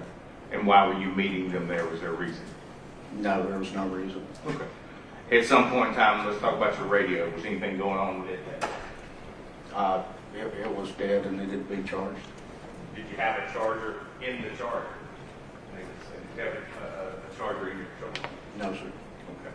What did you do with your radio? Gave it to one of the Bremen officers to charge because when I brought it up, he said he had a charger in his car. Okay. And just so we're clear, so the jury understands this is the radio that oftentimes you see your mic on your body? Yes, sir. Okay. You also tell us about, did you have communications in the car besides the portable radio? Yeah, we had a in-car radio. Okay.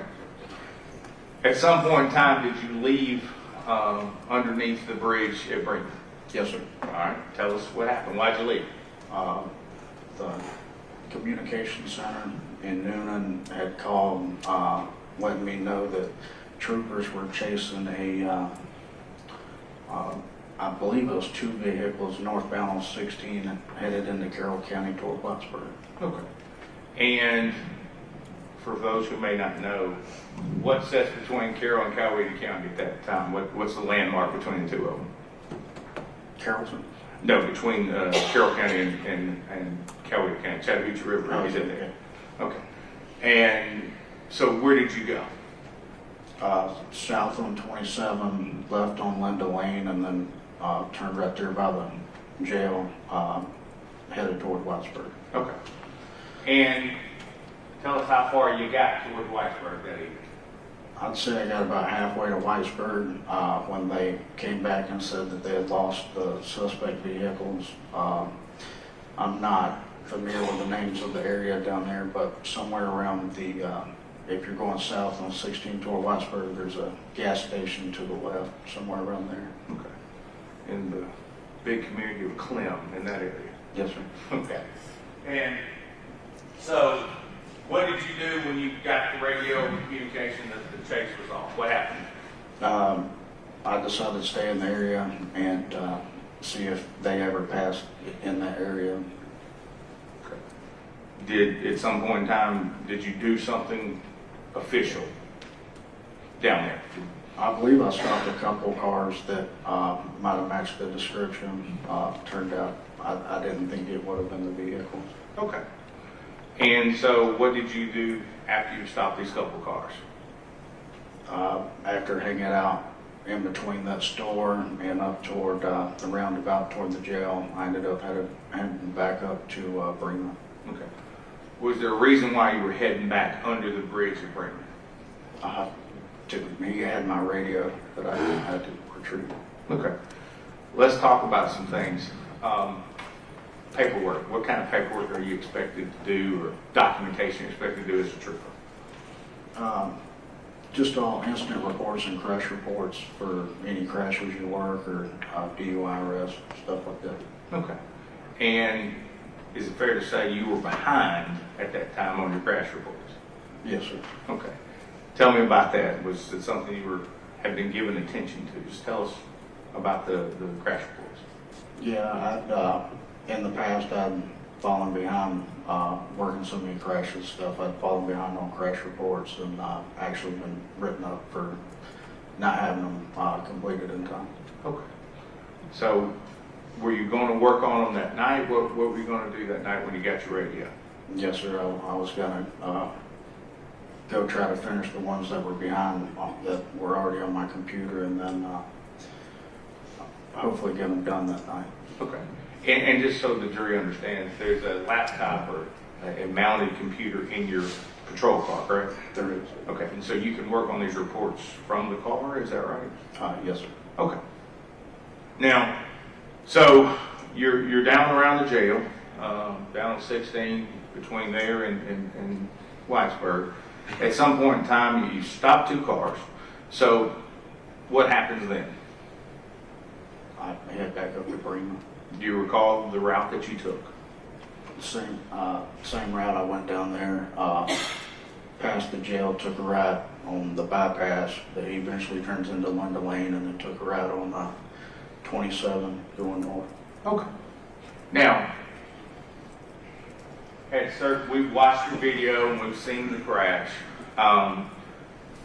Let's just get it out there. You did not have lights and sirens on, correct? No, sir. Okay. Now I'm going to ask you a little bit about lights and sirens. Had there ever been an occasion where you have gone to a scene or gone to an accident without your lights and sirens? The majority of the crashes we work, we did not respond with lights and sirens. Okay. When would you use lights and sirens? If there was nobody else on the scene yet, and there was a chance of us actually being able to save a life. Okay. So, or a chase. Okay, or a chase. Okay. And so you approached the area in Bremen without your lights or sirens on? Yes, sir. Okay. And you had not, just to be fair, not been dispatched anywhere, had you? No, sir. Okay. Now, we see the crash, and we see where your car ended up. We've looked at that all week. What do you remember doing right before the crash? As far with your car? Just driving. Okay. All right. Moments before the crash, which direction did you turn, left or right? Tell us what you remember. Not fully turning, but moving your vehicle. Did you go right? Did you go left? we heard you testify earlier in the video, or not testify, but make a statement earlier. Do you remember going left or right? Well, when I noticed the car to the left, I went to the right in the right lane. And why? Why'd you go the right lane? Because I mean, thinking that they would see me, I figured they would end up stopping right there, and I didn't want a chance to hit them. Okay. And at some point in time, we see you go back to the left. Why'd you do that? Because I know they continued traveling to my right, so I realized that they weren't going to stop, so I tried to go left. Okay. And during your training as a trooper, did you take a class called EVOC? Yes, sir. Okay. Do you recall any of that training concerning a situation just like this? What are you trained to do? There's no training for that in actual EVOC or advanced EVOC. Okay. Were you ever There told? wasn't at the time. Have you ever been told what to do in that situation? Yes, sir. What have you been trained or told to do? To go to where the car was coming from. Okay. But your initial instinct was to go right? Yes, sir. All right. Now, after the collision, we see your car one place and the Nissan another. What do you do after your car comes to an arrest or stop? I can't remember which one I did first, but I activated my blue lights to let people know there was a hazard, and I notified the communication center that I was involved in at 10:50. And 1050, just so the jury knows, what is a 1050? I crashed. Okay. What'd you do after that? I ran up the hill to check on the occupant of the other vehicle. Okay. Now, do you remember which side of that vehicle you went to? Driver's side. Okay. Any reason why the driver's side? That's just where I knew I'd find at least somebody. Okay. Because the vehicle had been driven by somebody, is that fair? Yes, sir. Okay. What'd you do? I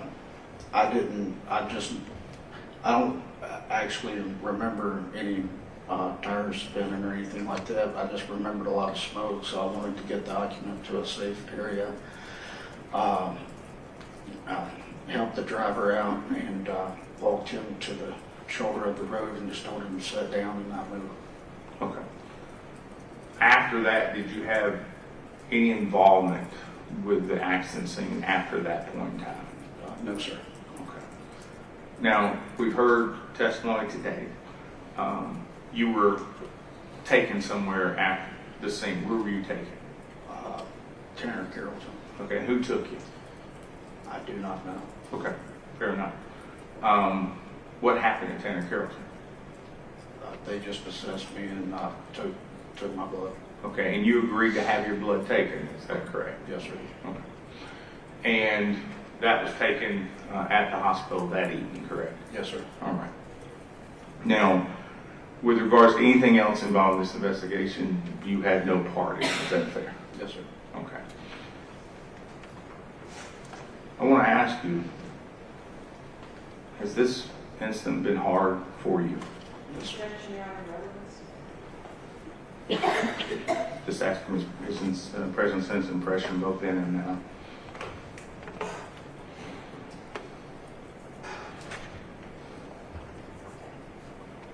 Okay. Mr. Scott, prior to this accident, September 15, you mentioned you'd worked for the State Patrol for approximately 3.5, 4 years. Is that correct? Yes. Okay. Had you ever had a collision in one of those State Patrol vehicles before? Yes, sir. All right. Tell us about that. Besides, John is simply basing his history with the State Patrol, and they made it clear that that's the job he had at the time.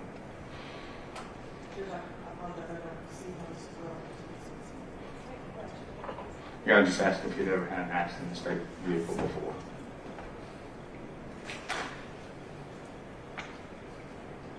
The objection is relevance. Good one. That's all I have, Mr. Scott. Stay, I have some questions for you. Thank you.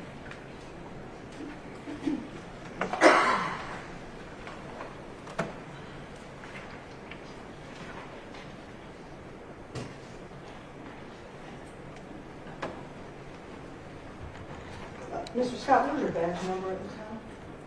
121.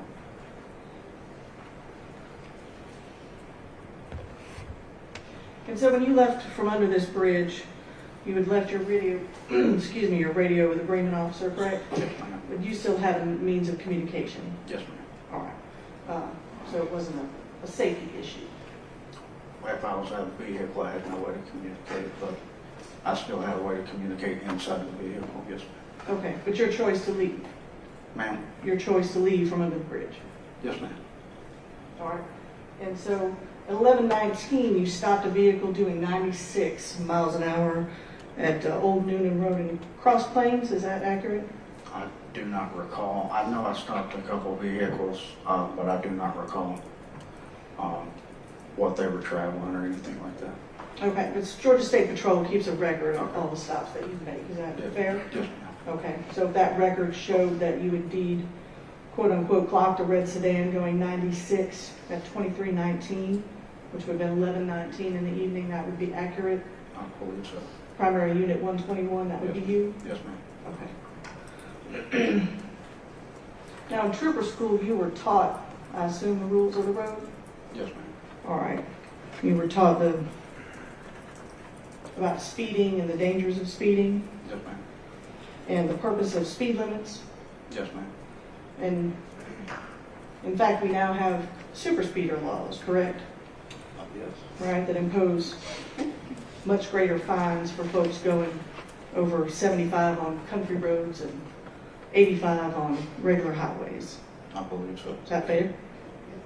How many speeding tickets do you think you wrote as a trooper? I have no idea. Let's just say in a month. A month, 15 to 20. I'm sorry? 15 to 20. 15 to 20, okay. And you were a trooper for 4 years? About 4 years, yes, ma'am. All right. And now 27, that's a pretty big road here in the county, correct? Yes, ma'am. Right, is that something that you would travel on a regular basis? If I was assigned Carroll County, that might be one of the roads I got to a crash or a call that I was responding to. Okay. So you worked Douglas and Carroll, correct? Yes, ma'am. All right, so would you say you split your time between the two? Um, Roughly? yeah, yes, ma'am. All right, so you spent, let's just say, 2 years in Carroll County, correct? Yes, ma'am. All right. And so I assume that you were aware that the speed limit on 27 is 55. Yes, ma'am. 55 and 65, depending on where you're at. Yes, ma'am. But in this particular space, 55. Yes, ma'am. And you also indicated that you worked a number of crashes. Yes, ma'am. You worked crashes where speed injured and killed people. I do not recall. I'm sorry? I do not recall, like, the causes of any fatalities that I worked. Okay.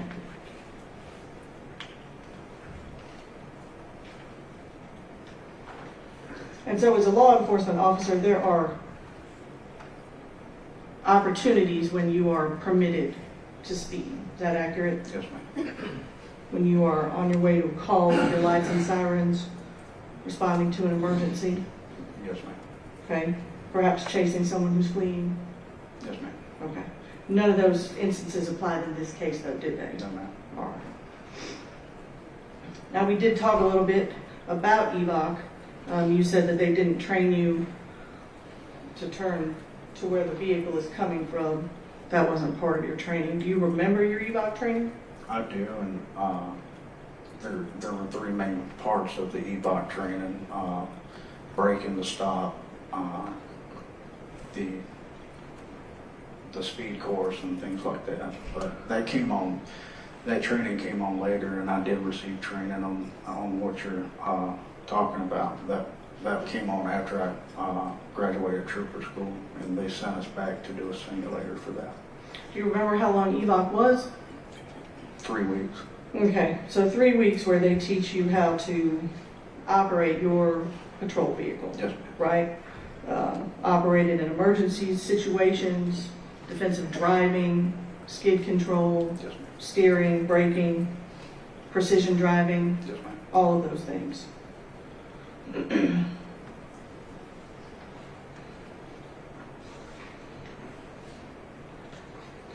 And then in 2013 of May, you had an additional 2 hours of patrol simulated driving.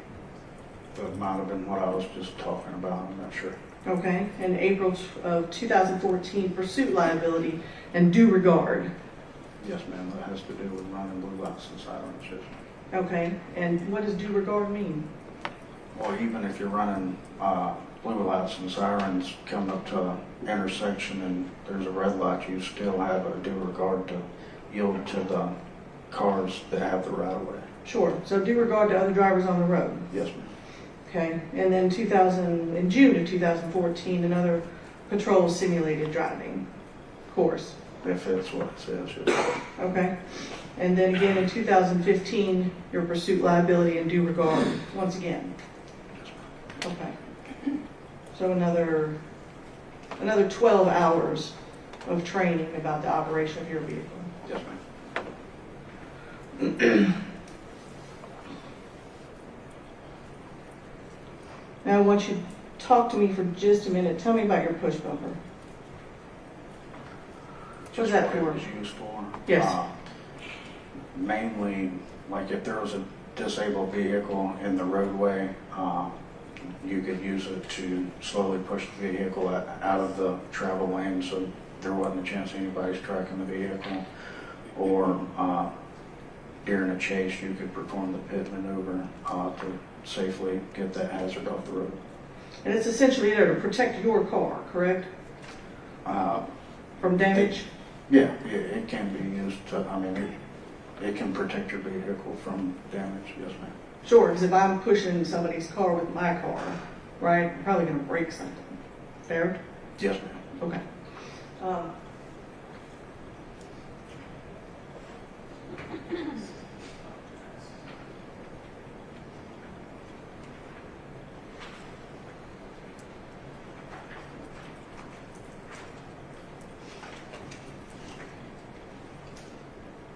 Got it, Coach. Yes, ma'am.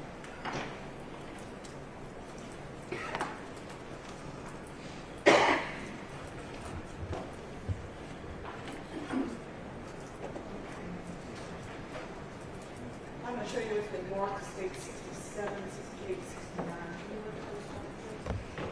Yes, ma'am. Do you recognize what's in those pictures? Yes, ma'am.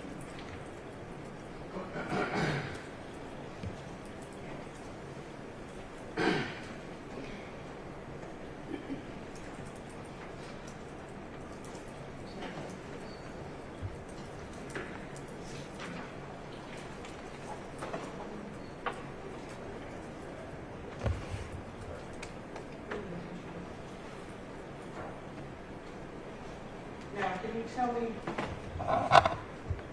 what these signs are on each side of this road?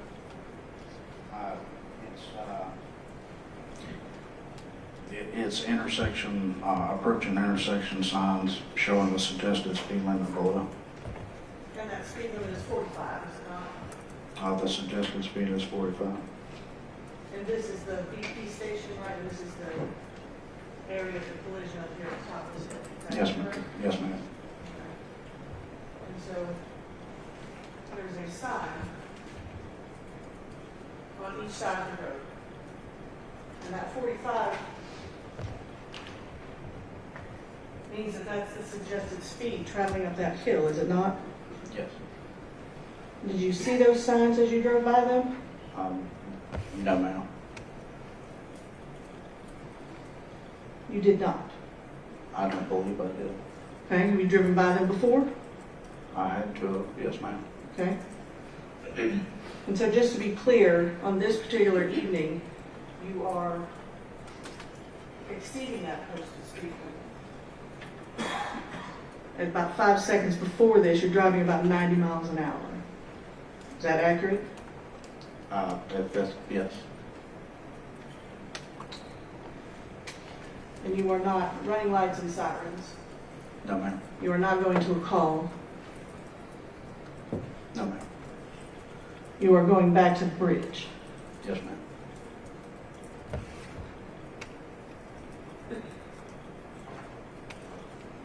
Thank you. That's all I have. Just think after you go out and turn. Yes, Mr. Scott, you may get back to the table of yours, honey.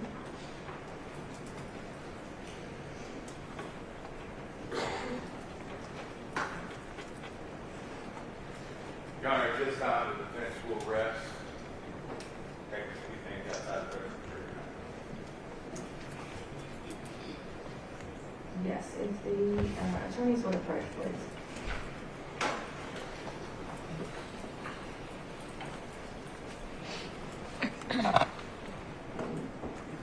We're just talking timelines at this point.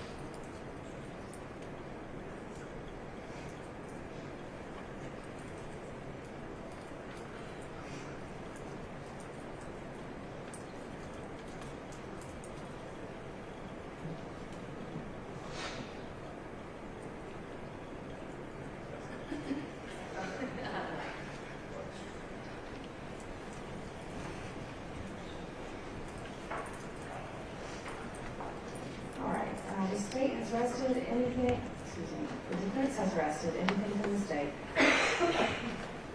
No, you're not. No, we're not. All right, anything to address from either party at this time?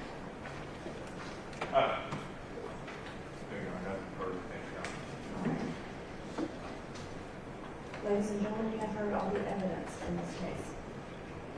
At this time, which is what the attorneys and I were discussing, is a timeline to maximize your time. We have to do a lot of things outside of the presence of the jury at this time. Instead of releasing you and then bringing you back and forth today and possibly waiting for hours, what we have to do could be pretty lengthy, so I'm going to excuse you until 9 a.m. tomorrow morning. At 9 a.m. tomorrow morning, the attorneys will give their closing statements, and then I will give you the charge of the court, and then I will excuse you into deliberations. And so we've made that timeline and that plan, again, so that we're not asking you to come back and forth where you sit for hours here.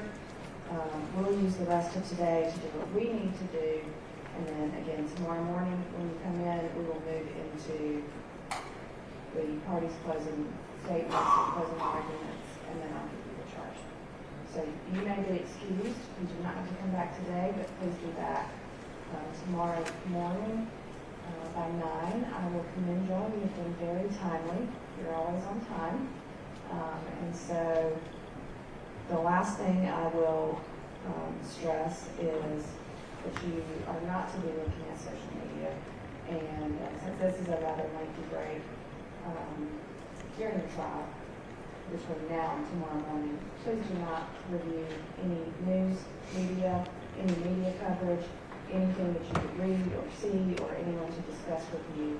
And again, everything that you need as far as evidence in this case has been presented in this courtroom. And tomorrow you'll hear closing statements and the charge of the court, which is the law that you would apply to the facts as you find them to be. So please follow those instructions. Have a great rest of your day, and I will see you tomorrow morning, and we will get started.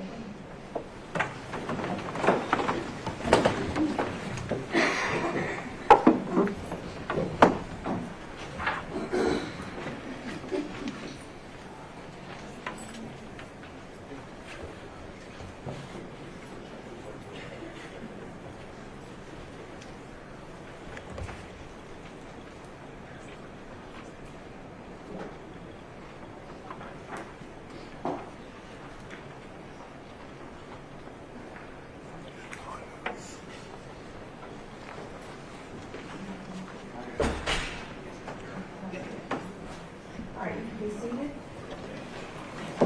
Anything at this time?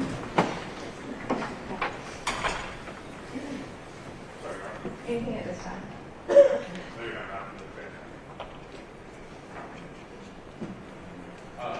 Here's what I think you need to do. Okay, I apologize. As required by the law, I'm going to renew the previously made motion for directed verdict, which is required to be done at the close of the state's evidence as well as our own. And I'm asking to renew the motion with regards to reckless driving, as well as the 2 other counts that ride on reckless driving, which are count 1 and 2. So we're doing the motion on that, Your Honor, at this point in time. All right, thank you. That renewed motion for directed verdict is denied. The next phase that we would move into is the charge conference. I believe I told y'all this at the outset, but I'll just go through it again real quick. My office takes your charges and we consolidate them into one document. They are marked with the title, who requested it, and if it's a pattern instruction, the pattern, and if not, then we state in there where it came from that the parties requested it. So that is all in order. I'm going to give you that, and then we're going to take a lunch break. If y'all will review that, the way that I do a charge conference, because again, if you haven't been in front of me, I just want everybody to be on the same page. We go page by page. We address each charge individually. At the end of each page, I will ask the parties if there's anything to address on that page. If there is, that's just a second opportunity for y'all to see something that possibly I missed going over, or that you want to address. If there is not, then I check it and move on. We will give copies of the consolidated charge. When you review it, please compare it with the request that y'all gave. We are human too, so if we accidentally left one out, let's say state's request number 4, if you don't see it in here, that's not because I've decided to leave it out. It was just inadvertent, so please remind me if there is a request you've made that doesn't show up in your consolidated list for either side. And we'll make sure to address that during the conference. We will give a copy to both sides. How many copies? Do y'all both want a copy? I think that might be the best, Your Honor. Thank you. All right, so 2 for the state, how many for the defense? Your Honor, we have 3 members. Yes. All right, so 5. That's 6. 8. So we're gonna get 8 total copies. We'll pass that out. If you wanna wait for it before lunch, we can get those copies made so that you can take it with you. If you do not wanna wait for it, we'll have them on your tables waiting for after lunch. Would y'all like to get them before lunch? I would, yes. Yes, Your Honor. All right, so if you make 8 copies, please. Let me just go with that. We should probably print 8 copies. Probably easier just to print it. Well, I wrote on this one, all in there, because I put something in my. okay, that's fine. That's fine. We make 8 copies. Just make sure it's, not printed back. Yes. Okay. All right, and then I have a proposed verdict sheet, which is there at the end of the charge conference. If y'all would like to, would y'all like a copy of this as well? We can review that during lunch, that might be good. Okay, and it's pretty basic, and if y'all have any changes or anything you want to discuss about it, we can look at that at the end of the charge conference today. I'll just take it in the back. Well, can you copy this one? Thank you. How many do you want back? Just one per side? One's fine, yeah. Okay, so just 2. Okay, it is 11:17, so to give y'all enough time to. Sorry. I do have 2 questions, or there's a question. About, does the court commonly send a copy of charges back to the jury for deliberation? Yes. Let me explain that also. So when it goes back with the jury for deliberation, it keeps the title, so indictment, reasonable doubt, direct and circumstantial evidence. All reference to who requested it, or the pattern, or the case site, any of that stuff is taken out before I give it to the jury. So it's there for your reference, but we redact that, and on the computer, it's not just marked out for them to see. So all they would be able to see is the actual charge itself, plus the heading title. So if they wanted to look back at anything, then they could easily find it. So yes, I do give that to them. Could we get a copy of what goes back to the jury, just for our records? Because I assume we're going to talk about it, and they're going to consolidate it, and then that will be the final charges for the jury. Yes, before I get the charge, y'all will have exactly what goes. You'll get the cleaned up after the charge conference. We'll clean it up, redact everything out, so that when I give the charge, y'all can follow along, and that's what the jury will get as well. If there's any, they won't have it at the time though.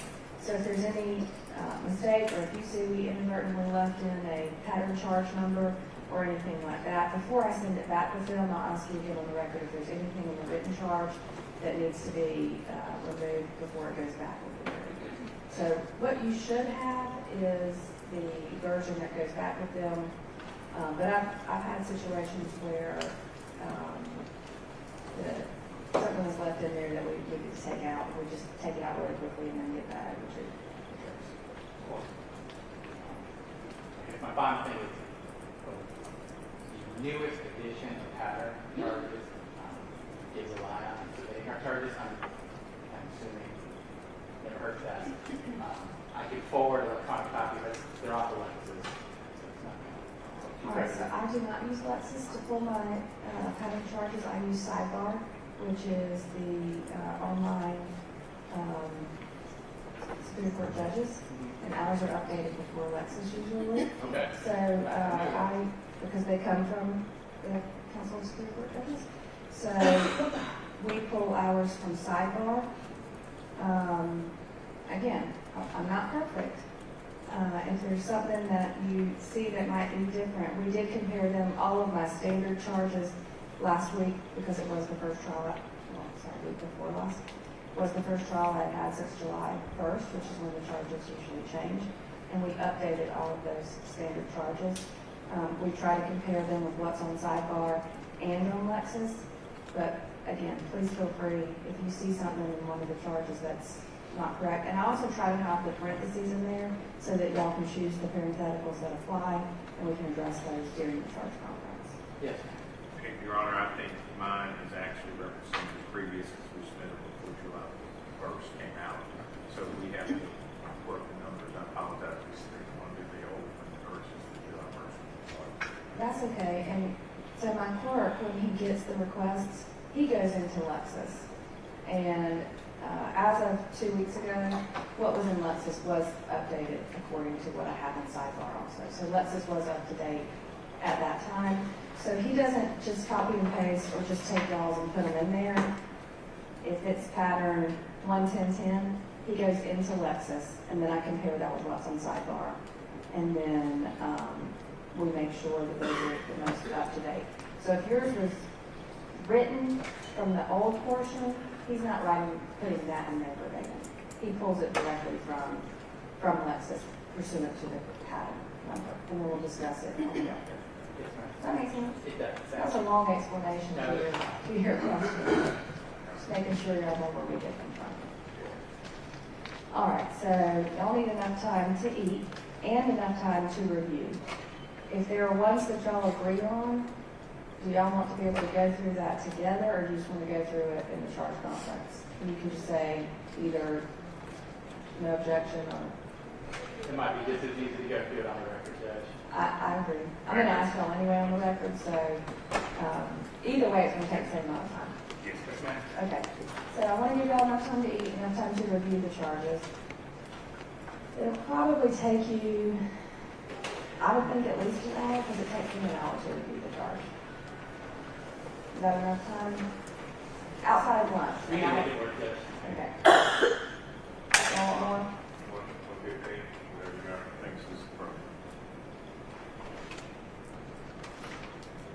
I think if we did 1 o'clock, that gives you 2.5 hours, that gives you enough time to eat and to look at the charge. Is that 2.5 hours?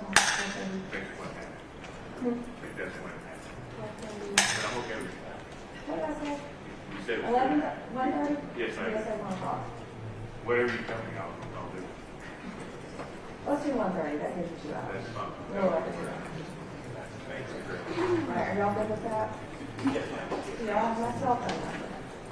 Yes, ma'am. Okay.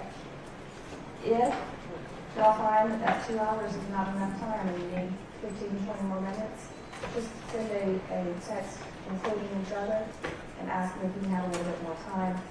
I'd rather, when we come into the charge conference, we're all prepared and have time to look at it. So just let me know and I'll work with you on the time, because we've got some time outside the 3 today. They've already been excused. Everybody good with that? Yes, ma'am. Yes, ma'am. All right. Okay, thank you. I will see you back at 1:30 unless you need a little bit more time. All right, we'll be in recess.